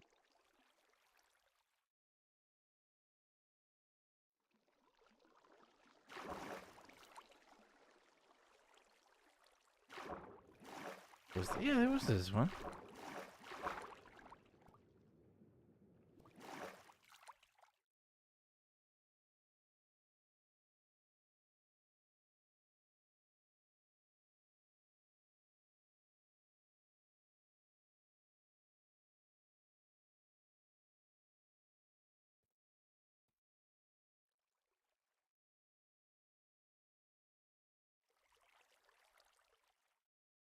There's the. It just turned light.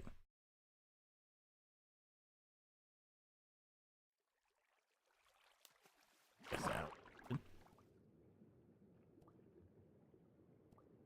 Close.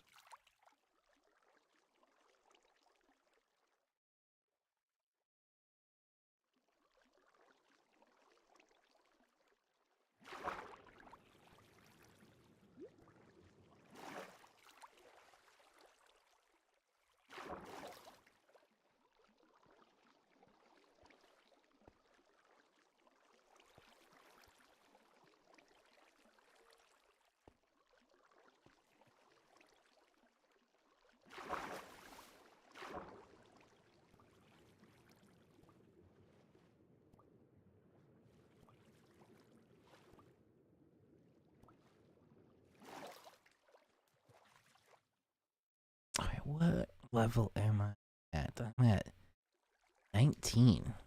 Got a bit down to go.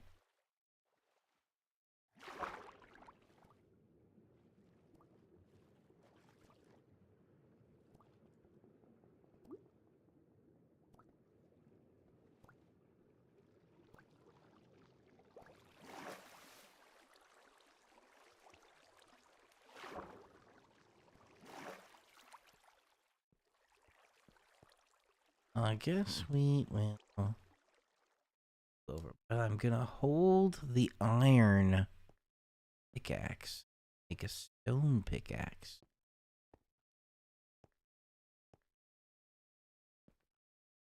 Actually, I don't think I need my hand. I can just use my hands.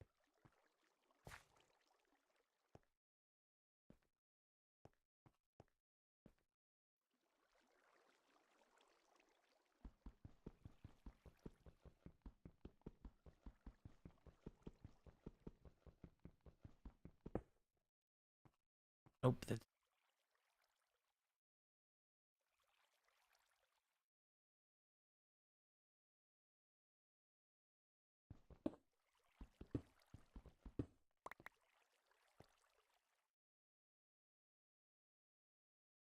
good enough.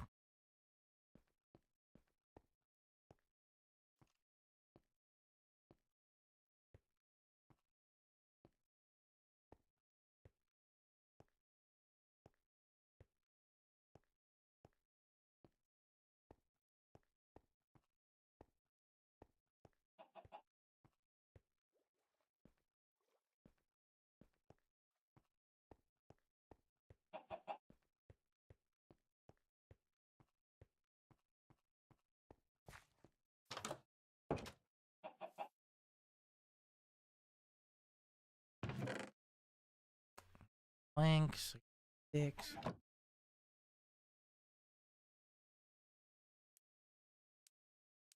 Stone pick.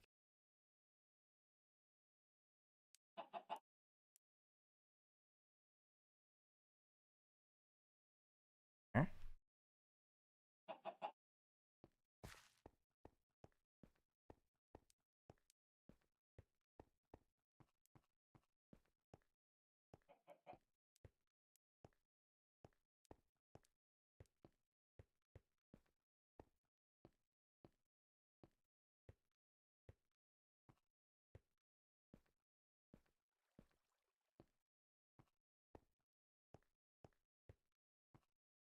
Water going down over here.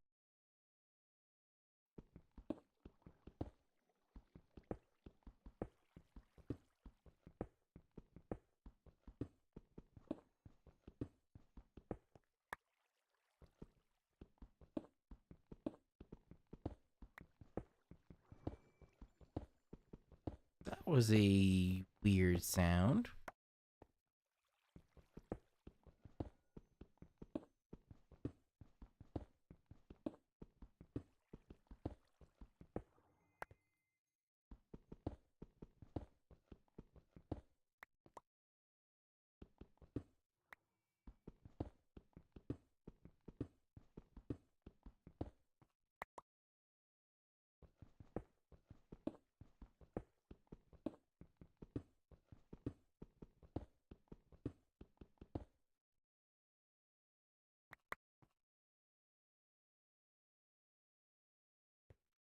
keyboard's acting a little weird.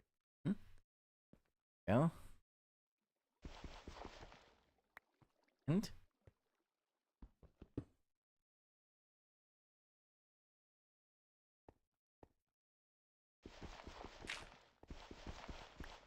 what the heck?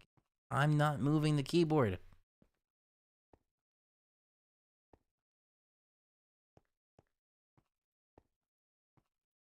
Hell.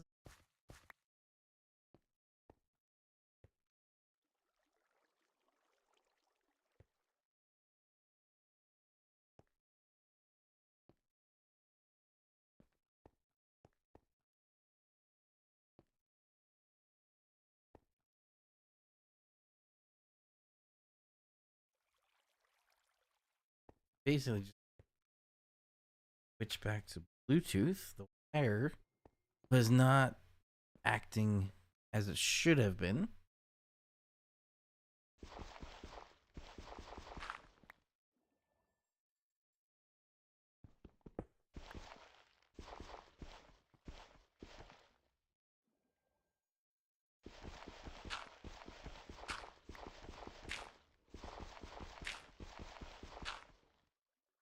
Got a bunch of sand.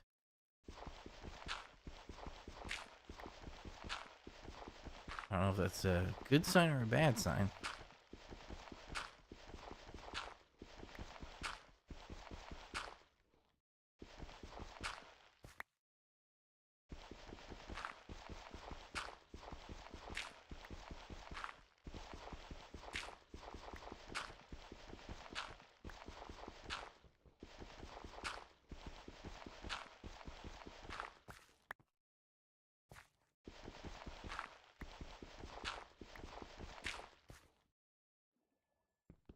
Pickaxing. Oop, that. Some blue as there. Oh no, my keyboard's doing the weird thing again. And it stops.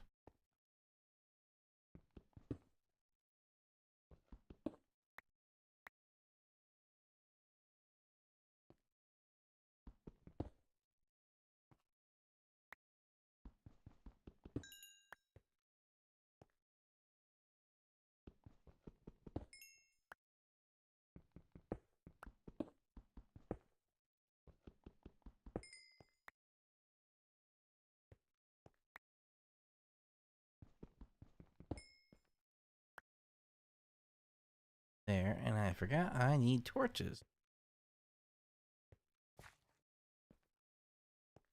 6, and I got coal up there. All the way back up.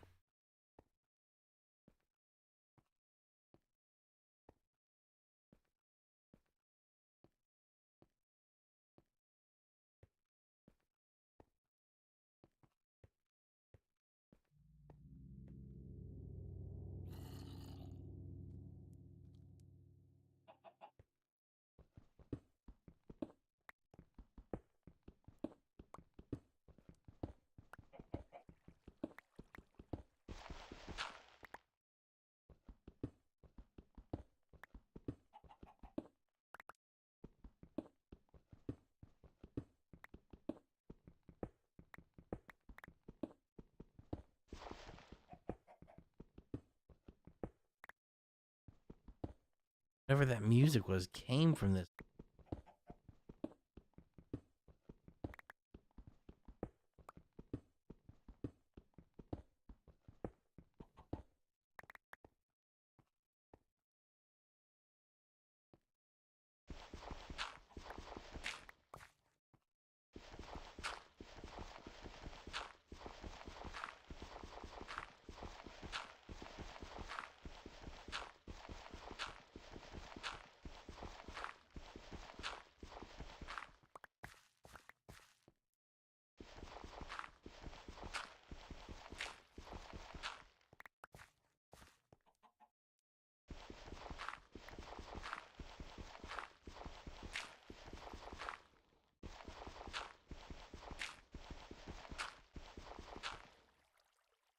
Definitely hearing water as well.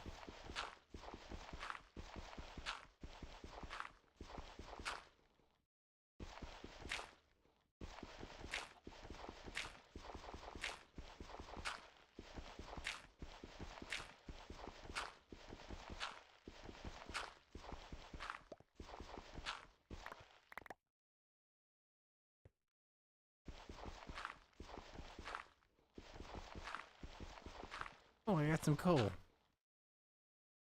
Good. Those use some coal.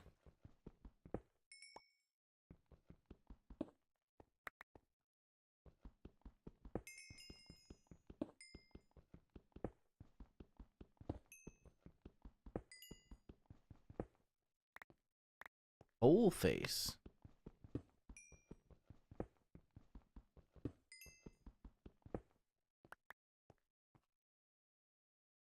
Need more torches.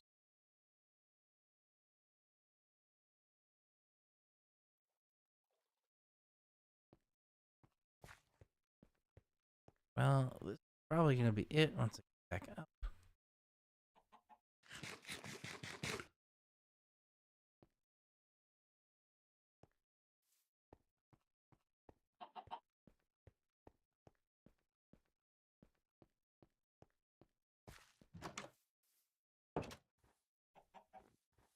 Oh, there must have been another Enderman.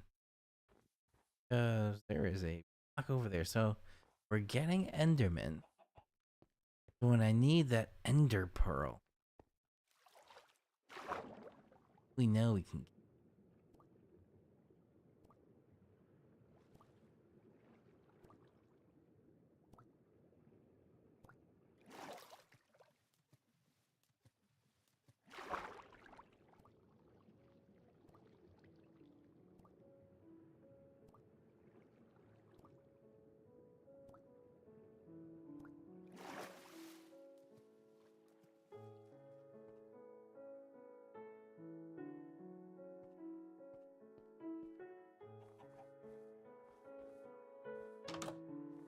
Alright, that's gonna be a wrap for this.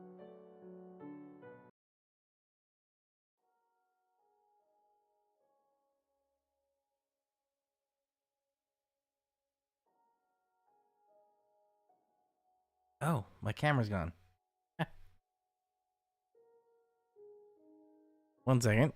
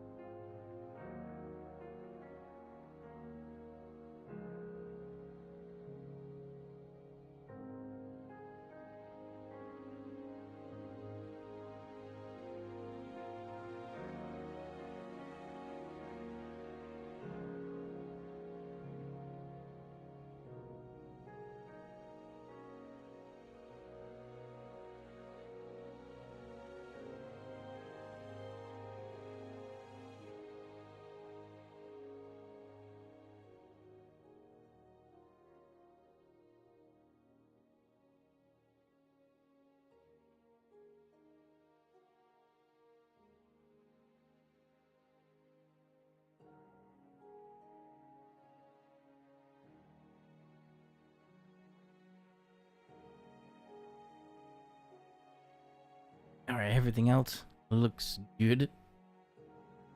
Yep, oops. Batteries are very important. These batteries, I have 2. One that I just put in the camera was on a charger, because that was the one I was using earlier today to film some of the Star Wars stuff. So I charged that up. That was at 100%. And this one was on the charger before, so this was at 100% before. So I went from 100% to dead in... How long have I been live? 2 hours, 10 minutes. So about 2... So let's say a little over 2 hours. A little over 2 hours of video drained the battery. Also, these batteries are quite old. It says... Where is the manufacture date? Manufacture date, August 2018, which is when I got the camera. August 2018. So 5, 6, 7 years. Again, the camera's 7 years old. These batteries are 7 years old. And the age of the battery is noticeable. Even the camera says the recharge performance of the battery is not good.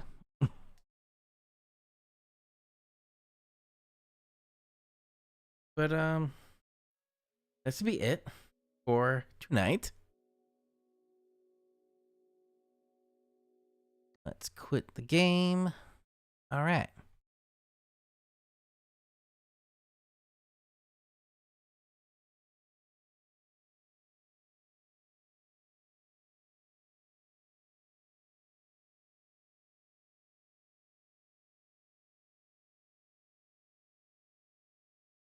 Just prepping some things there. All right. And that is going to be here. Don't get copyright claimed by, say, filming Star Wars. Oh, I won't, because there's another channel that I watch. The name of the channel is Star Wars Theory. He goes very deep into lore, but also what I really like is he makes lightsabers. So this lightsaber I got from Star Wars Theory last year. It is called the Deceived Saber. This was his first mass production, although it was only 200 units of these. I am number 108. So I got 108 of the 200 limited edition run. And it's not like a limited edition that comes back every so often. He said once this is done, it's done. No one else is going to get these Deceived Sabers. I really like this. And here we go with some Star Wars sounds.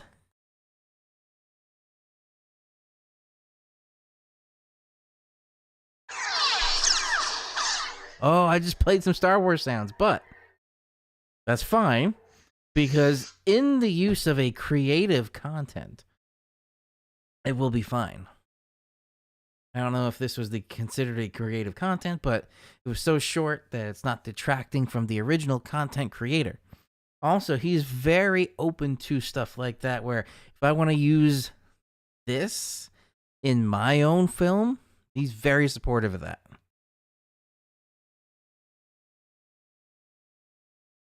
But anyway, I will leave you, Raymond, before I go, with a little teaser. And I want your honest opinion, what you think of this. And this is going to be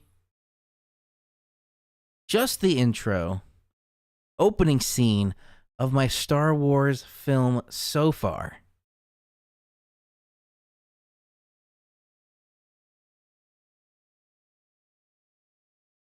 Nope, we're not going to do that.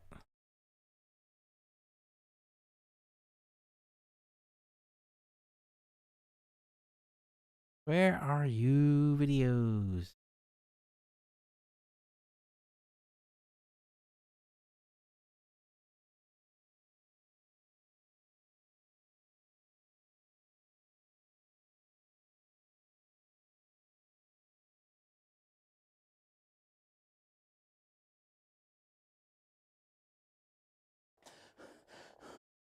All right, this is going to be it.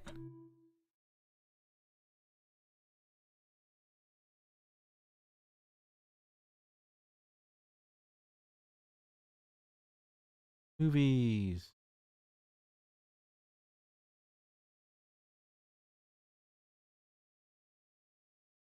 Now, everything in here is either copyright free or I created, so I am the copyright owner.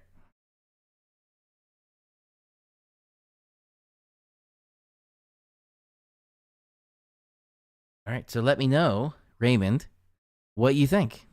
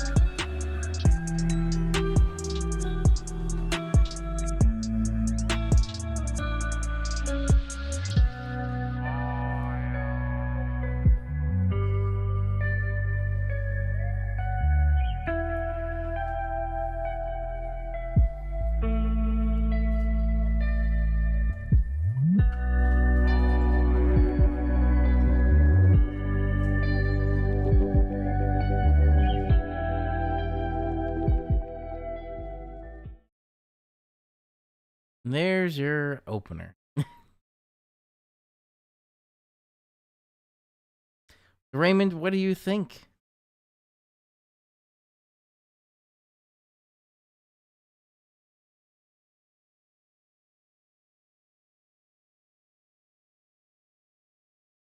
I have gone officially now with the title A Gray Dawn.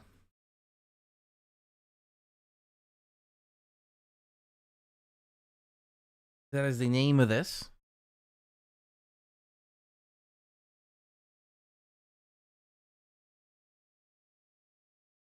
Star Wars Day is coming. I am maybe a quarter of the way done, and I'm halfway through the month.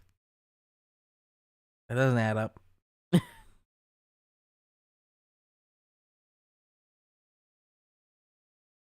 you don't have any thoughts, totally fine, you too. But the other saber I have, which was the first saber, if you look back in 2019, so that's 6 years ago on the channel, is Savi's saber. It's in Star Wars Galaxy's Edge in Disney World, where you can build your own saber in Disney World, which is really cool. It was $200, but I think it was worth it. This was $600, but it did come with a blade. I mean, the other one did too. But the quality of this and what it can do with all the very little movements that no other saber I've ever held can do. For a diehard Star Wars fan, $600 for this, definitely worth it.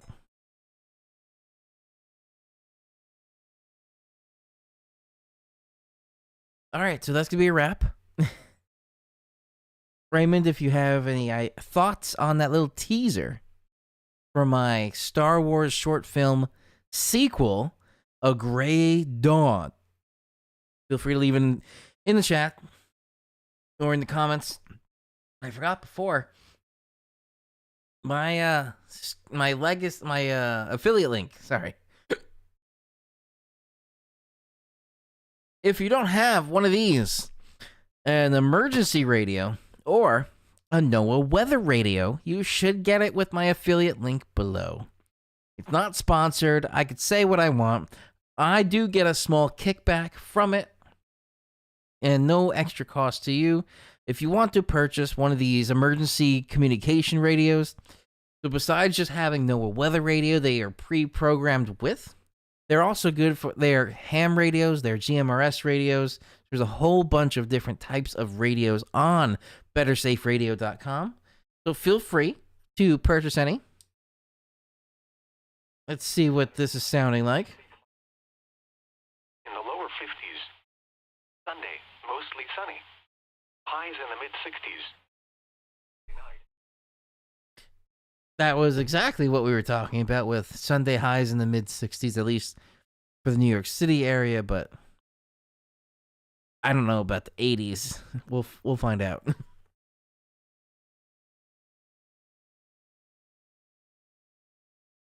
All right, again, so that's going to be a wrap for this video.